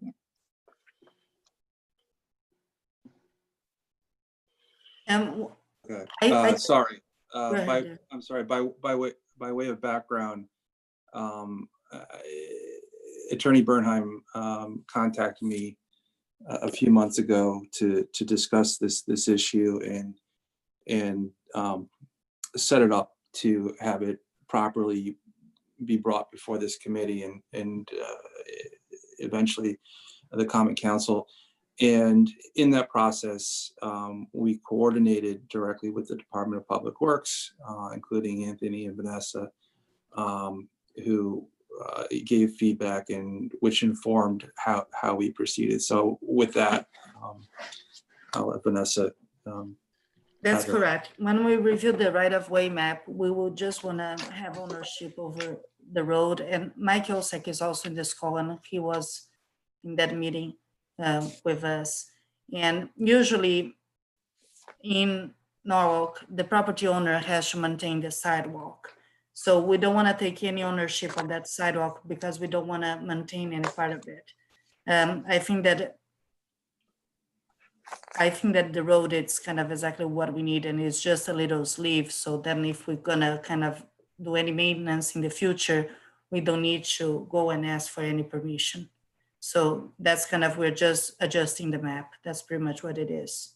Mike, do you have anything else that you want to add? No, I think we've done this on some other properties in that area as well. I think it's a better thing to do just to maintain ownership of the road and the sidewalk with the private property owner.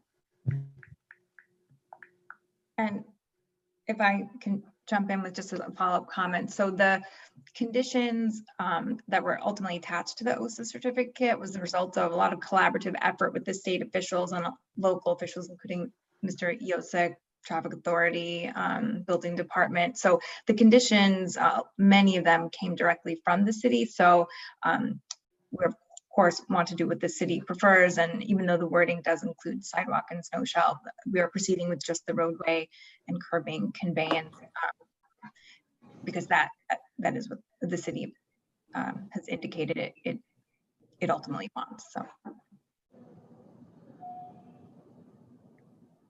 So just for clarification, I think it was stated initially that it was just the road up to the face of the granite curb, but it's actually the full granite curb as well. That's correct. Yeah, okay. It includes the curbing. So that is usually the area that we maintain, that we want to maintain, let's put it this way. So any damage behind the curb line, then it will be back to the property owner. And then in this case would be the mall. I apologize. I did misspeak. Thank you for clarifying. Thank you. Are there any other questions?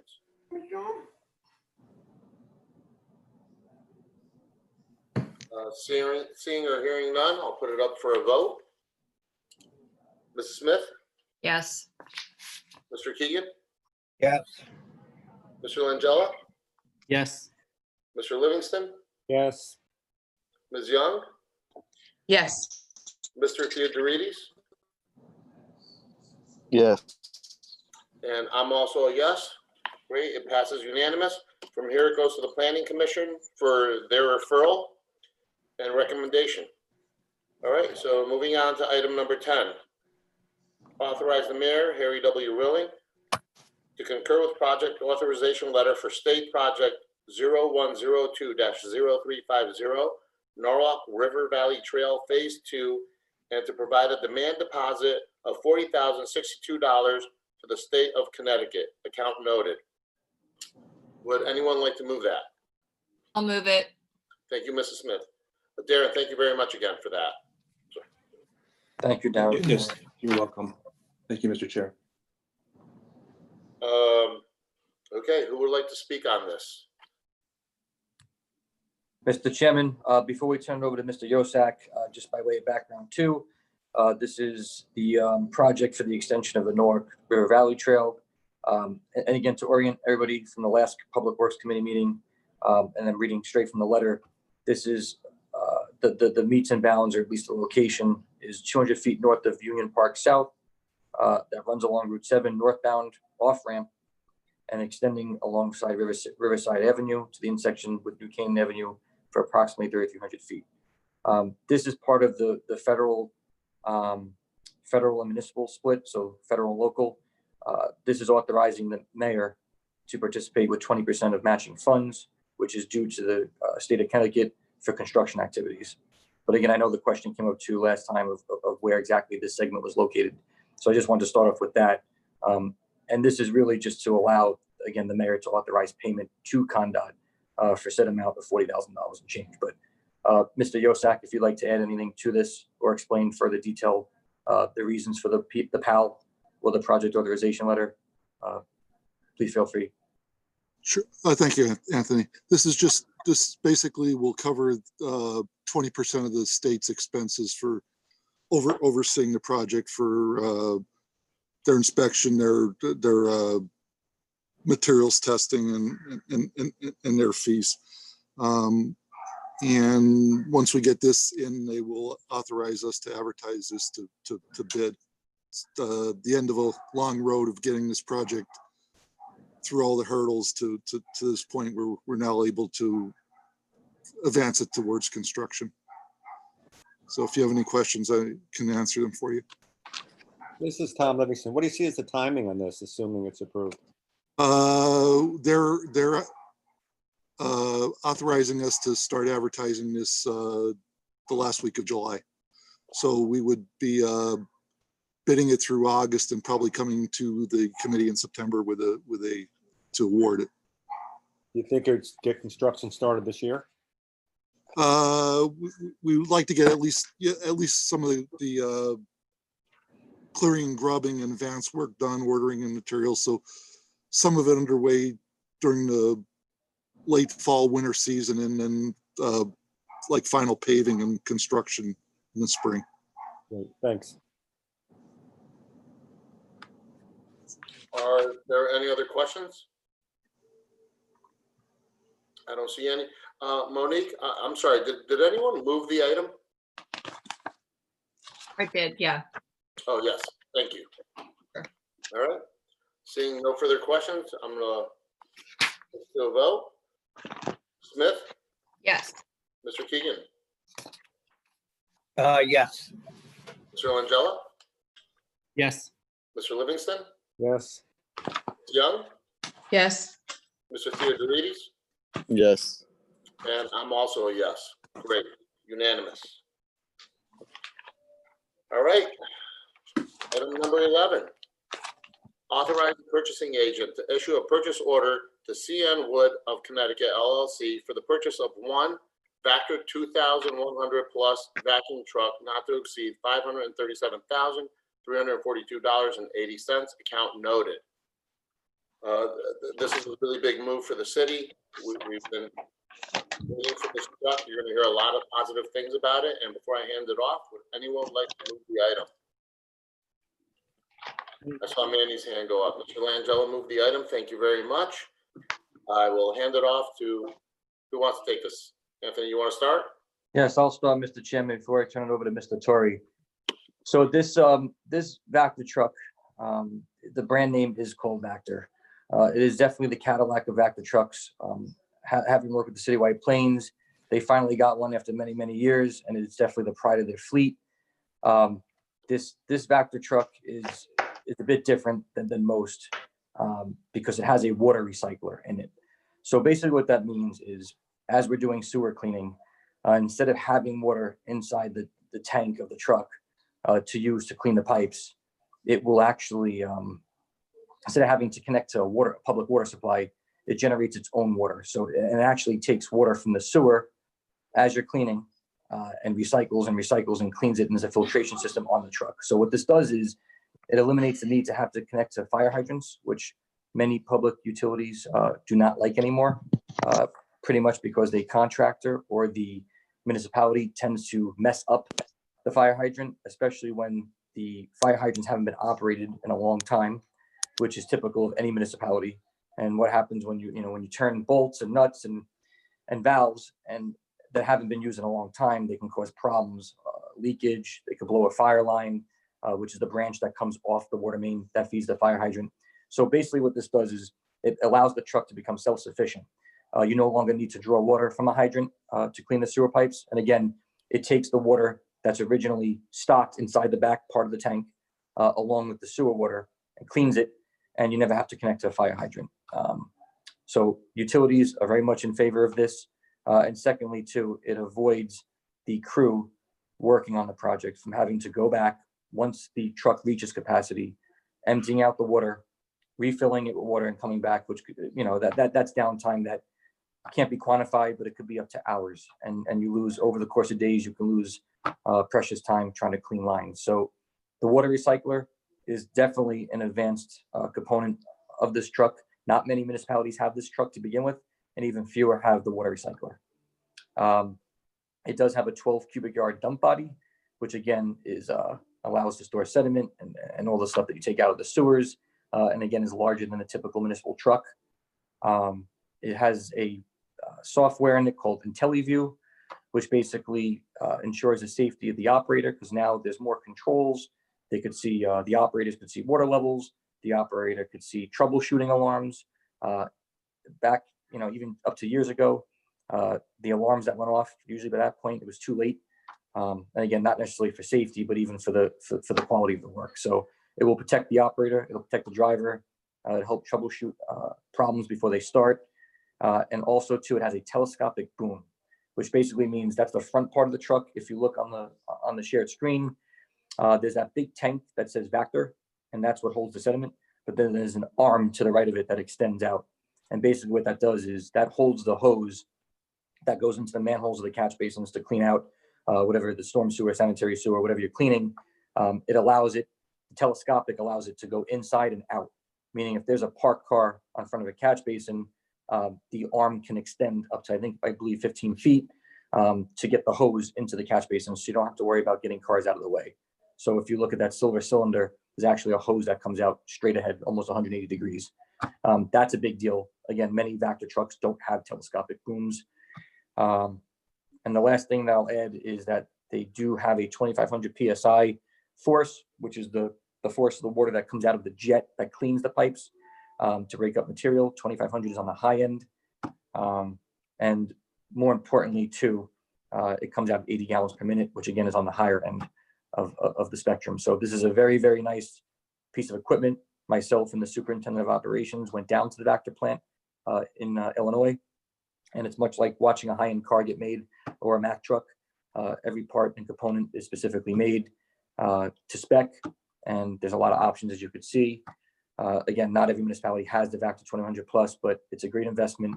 And especially with those being home from COVID, we are seeing an increase in sewage flow and other things happening. Luckily, no overflows. So this is a great piece of equipment. And Chris, if you'd like to add anything else too about the purchase, but again, a very nice piece of equipment, and many municipalities would love to have this. The only thing I would echo is that there is a savings of approximately, I figured, 10 hours per week in going back to the garage to refill with water. The telescopic boom extends actually 27 feet in a 90-degree angle from the truck.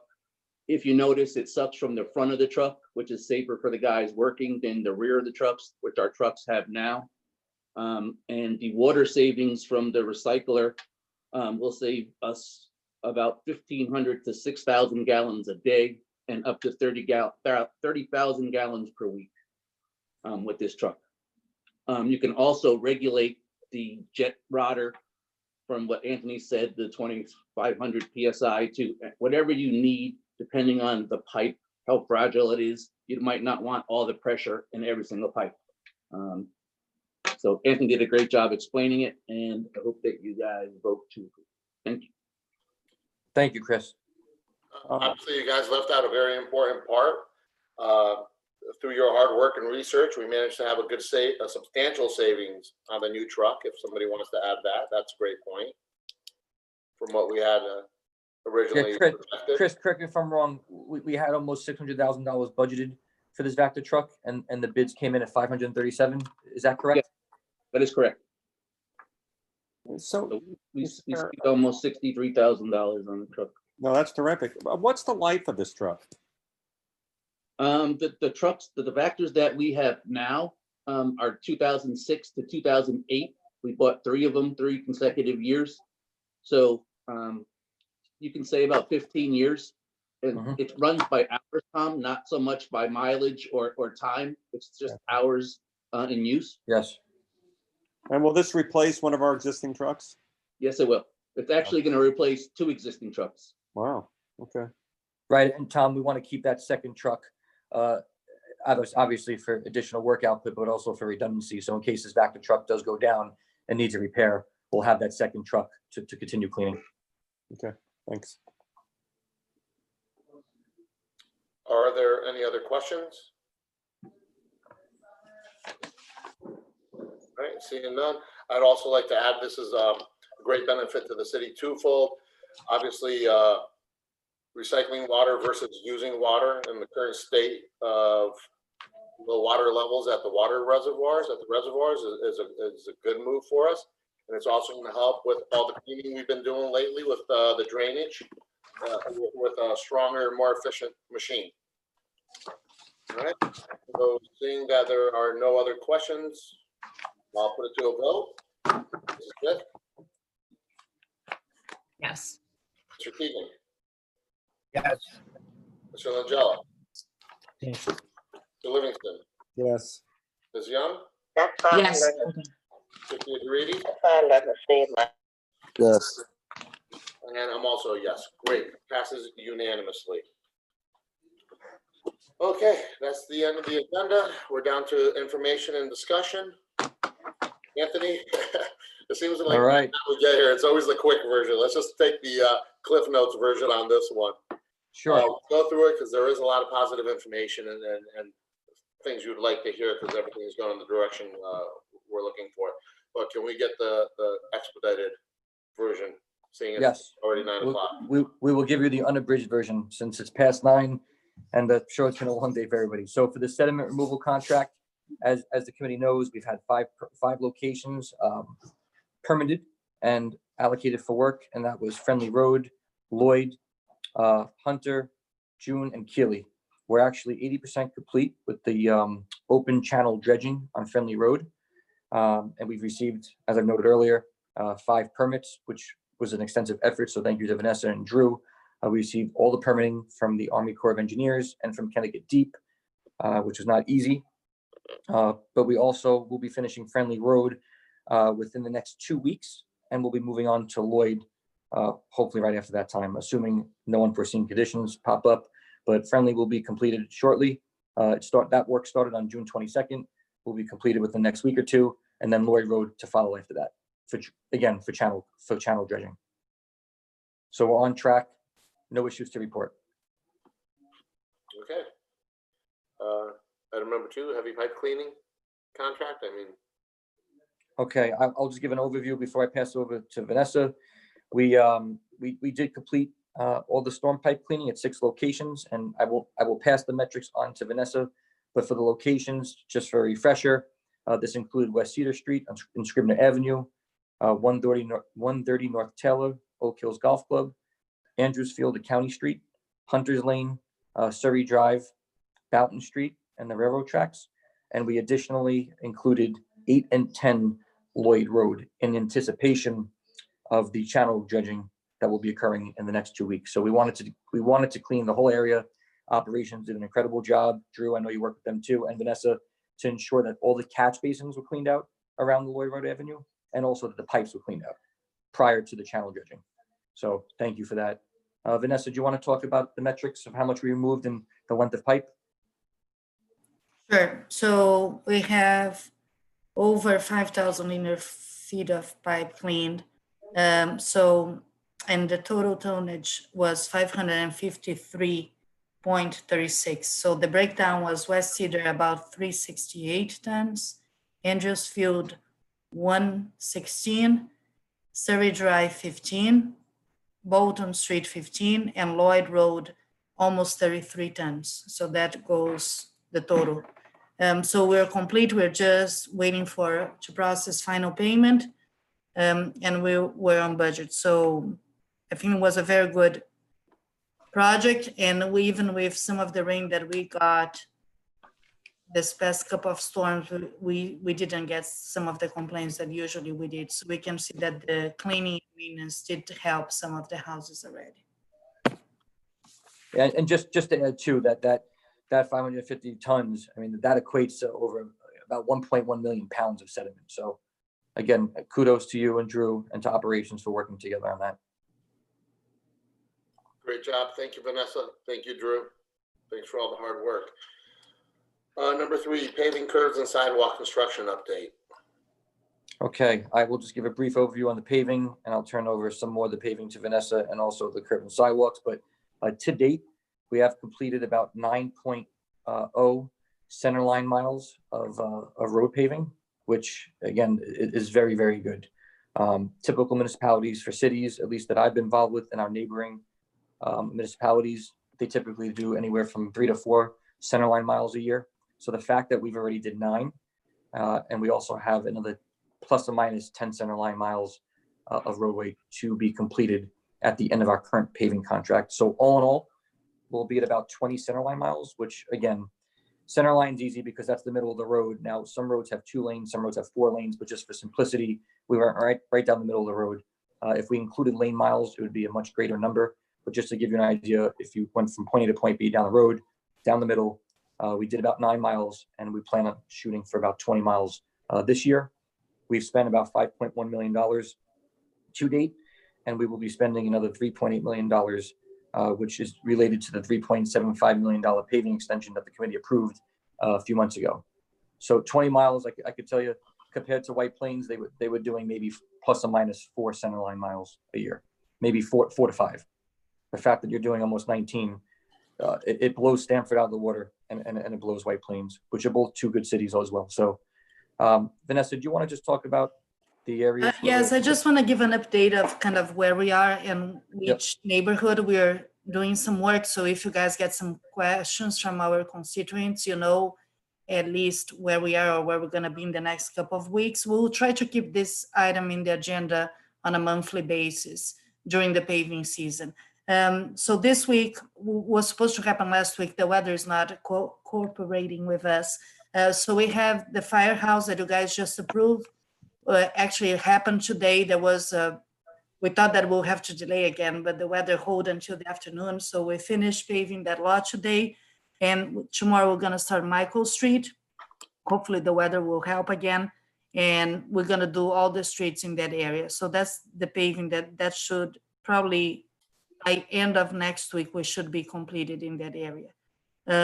Also, we have a little bit of drainage. This drainage is just related to the paving itself. So when we're going to pave some road, if we need to do any adjustment on the catch basin, if we need to add some kind of pipes, we're doing that on down Driftwood area. And then some asphalt sidewalk also on Michael Street. Our sidewalk crew is still working on 4th Street. I don't know if you guys had a chance to go to that area. We have been working nonstop for about 3 months now. We have a couple of streets total complete. So we're going to finish 4th Street and then we're going to move to Cove. We'll go all the way up and then we're going to start 1st. Then the idea is that while we're finishing that sidewalk there, we're going to have the paving back on the streets that already have the concrete sidewalks installed. And then by the time that they are done, we'll move them to another area where we're going to have all that drainage ready. And we're going to probably late August be paving a group of 25 roads. That's our goal for the next month. So I think that's pretty much it for now. Unless if you guys have any questions about any particular area.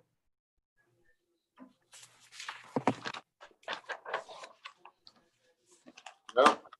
Any questions? Don't see any? Okay, moving on. Number 4, the simple recycling textile collection. All right, this is a tough one. I'm going to hand it off to whoever wants it, but I just want to start by saying thank you to Ms. Lorachella for coming up with all the new ideas and creative recycling methods that are out there right now. She does do she spends a lot of time, puts a lot of work into seeing what's available. And just so everyone does know, and I see it firsthand, so I know how much time it takes. The team in Public Works does take every recommendation serious, every suggestion serious. They do look into it, do the due diligence. A lot of these items do sound great at face value, but until you start looking into it and start seeing the costs are a little bit more involved, sometimes it doesn't always have the benefit or appeal that you would think. Before I pass it off again to Anthony, they did look into it. The program was suspended and they are going to expand a little bit further on this. But again, the team did put the effort and did the research to see if this was something viable that we could share here in Norwalk. Yes, so Mr. Chairman and committee, this program is simple. There's a company, it's a vendor, Simple Recycling Program, right, where they take textiles like jackets, shoes, blankets, and this company, in partnership with the municipality, they place a pink bag out along the curb line on certain days, which logically in most municipalities is the recycling day. I guess it could be the garbage day too, but obviously since it's a recyclable effort, you would couple it with the recycling program that you have in your municipality. So the thought process is they put a pink bag out, you fill it in with the jackets and the shoes, and the company comes and picks up the bag, and at no cost to the city. So that's in the simplest form an overview of the program. Obviously, there's a little bit more detail that goes into it, but the what we did learn, and Chris Torrey and Jessica Palladino did look into this, pursuant to Ms. Loricella's request, that the program was suspended due to COVID-19. And unfortunately, too, following that, curbside collection of textiles in Lower Fairfield County has been canceled. Again, that's post-pandemic. So for whatever business reasons this vendor decided to do, they suspended it for COVID, but they also canceled the program in Lower Fairfield and actually shut down the facility in Stamford. Again, we did inquire with Stamford. Stamford said the program wasn't bad, but some of the cons that they realized was that when the bags weren't picked up, the municipality was notified as opposed to the vendor. Now, with these programs, it's nice. The whole purpose of these programs is so the vendor worries about the problems, not Public Works. So it's a program that we have to oversee, but we much prefer the vendor to take care of the issues. What Stamford learned is that they were receiving about an extra 10 or 15 calls a week with basically upset residents saying, hey, I put out the pink bag and no one came to pick it up. So I don't know what Stamford did to resolve that, whether they contacted the vendor or they just picked up the garbage themselves with recycling, excuse me. But they definitely had their challenges.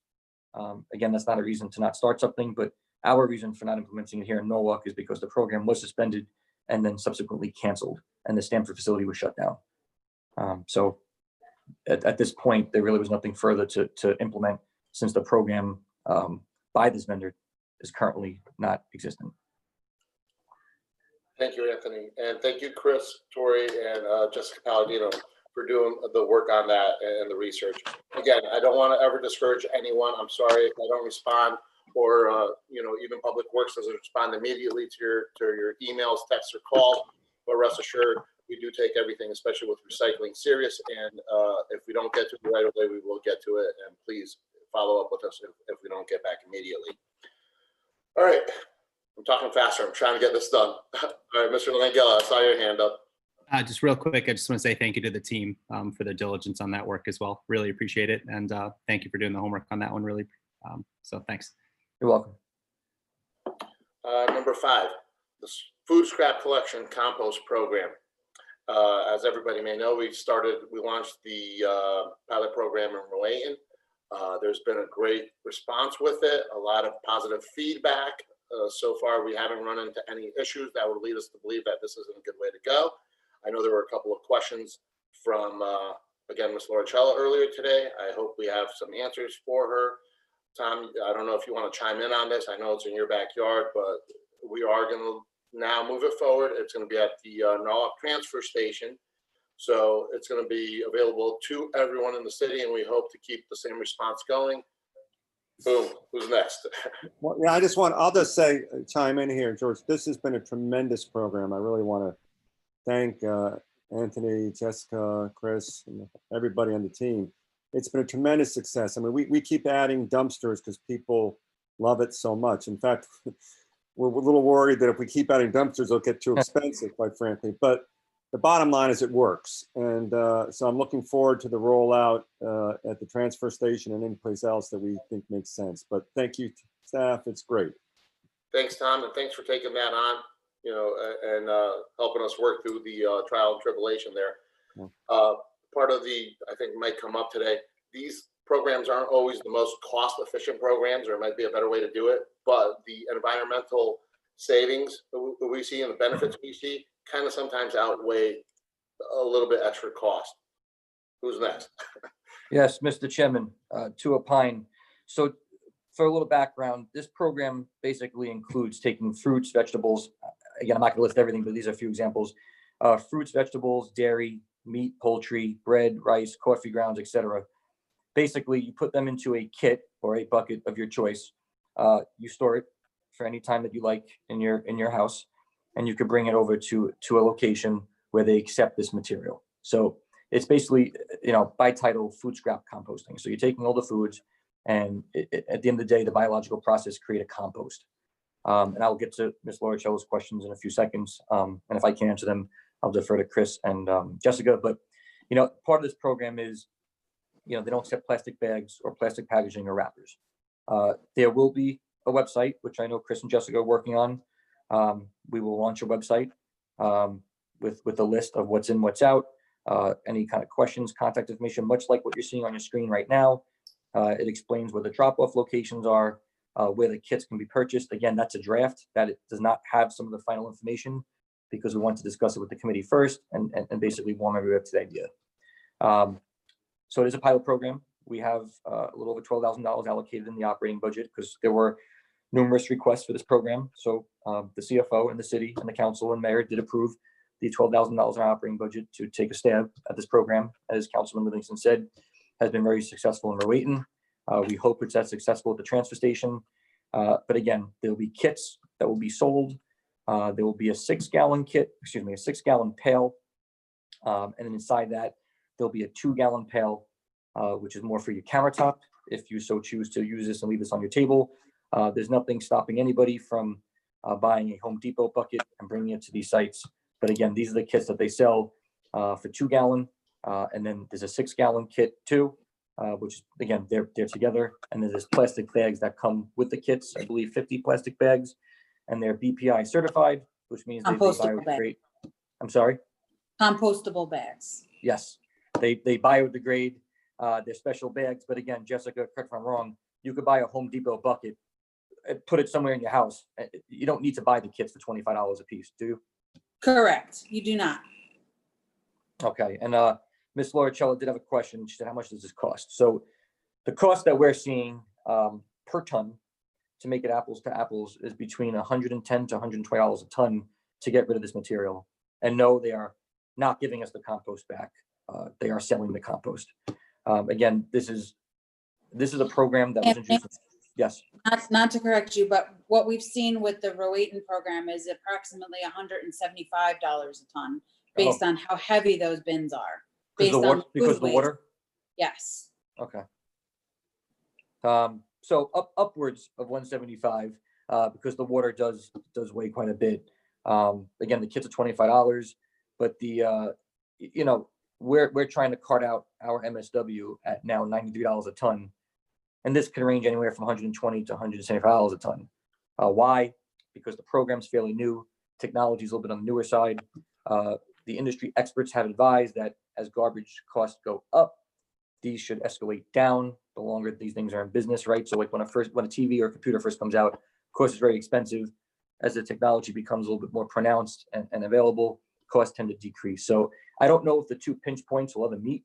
But the savings that you do see is again, like the chairman said, you see the environmental benefit to it. So any amount of tonnage that you remove from the waste stream or quote unquote MSW, which goes to the, I always forget the name, energy recovery plant, but it's really the Waste to energy facility. Right. So, but the non-technical term is the burn plant. So you essentially have to burn less of the waste, which obviously has overhead and other costs associated to it, let alone an environmental impact.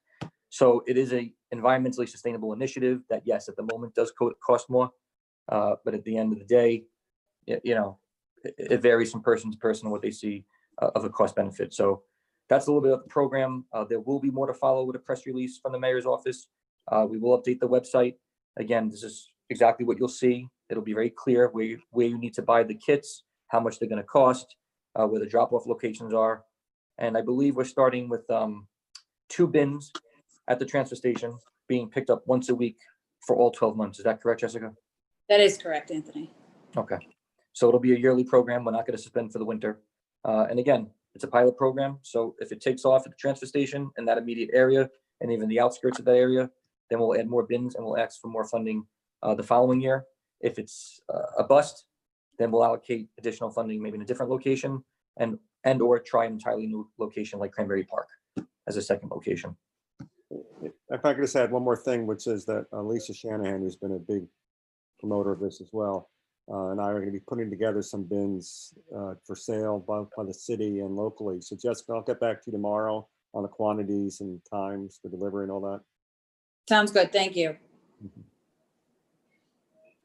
right, thank you very much. And just add one more point to the comment earlier from Ms. Lauricella. And to add to Anthony's, you're right, this is a new program. He was, the current vendor we're using was the only one available at the time, but as this goes along, we are going to put it out there for RFQ, and if we can get better rates because more companies come along, we're going to look to do that. So if there's savings to be made, we'll look for them as we go along with this program. Okay, that being said, do you guys want to keep going, or do you mind? We got one more. Why stop now? All right.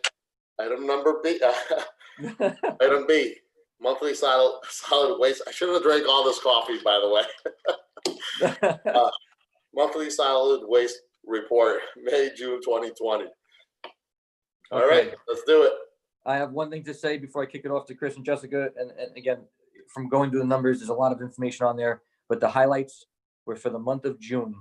The curbside tonnage, or the curbside pickup, curbside garbage was up 20.8%, so almost 21% when compared to the same time last year in June. So obviously, COVID-19 pandemic has an impact on that, with everyone cleaning out their attics, the garages, the basements, etc. But we were also happy to report that at the same time, when compared to the same time last year, this year's June recycling numbers are up 19.1%. So obviously that's probably attributed to people being home, people being conscientious, but again, it's nice to see both numbers go up and not just the MSW number go up. Jessica, Chris, if I missed anything, those are the highlights from the May and June reports. I only focused on June because that's the month that we're closer to, but. Those are correct, Anthony. Mr. Chairman, that's all I have to report for the MSW.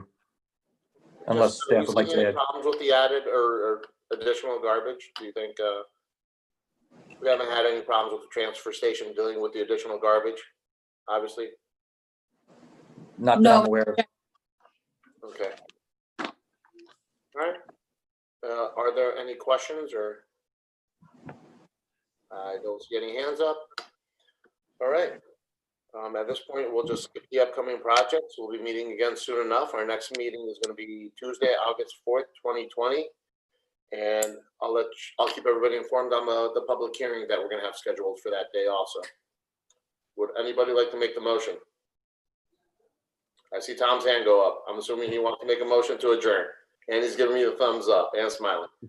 All right. Thank you very much for everyone. Sorry for the very long meeting, but it was a very good meeting too. Positive.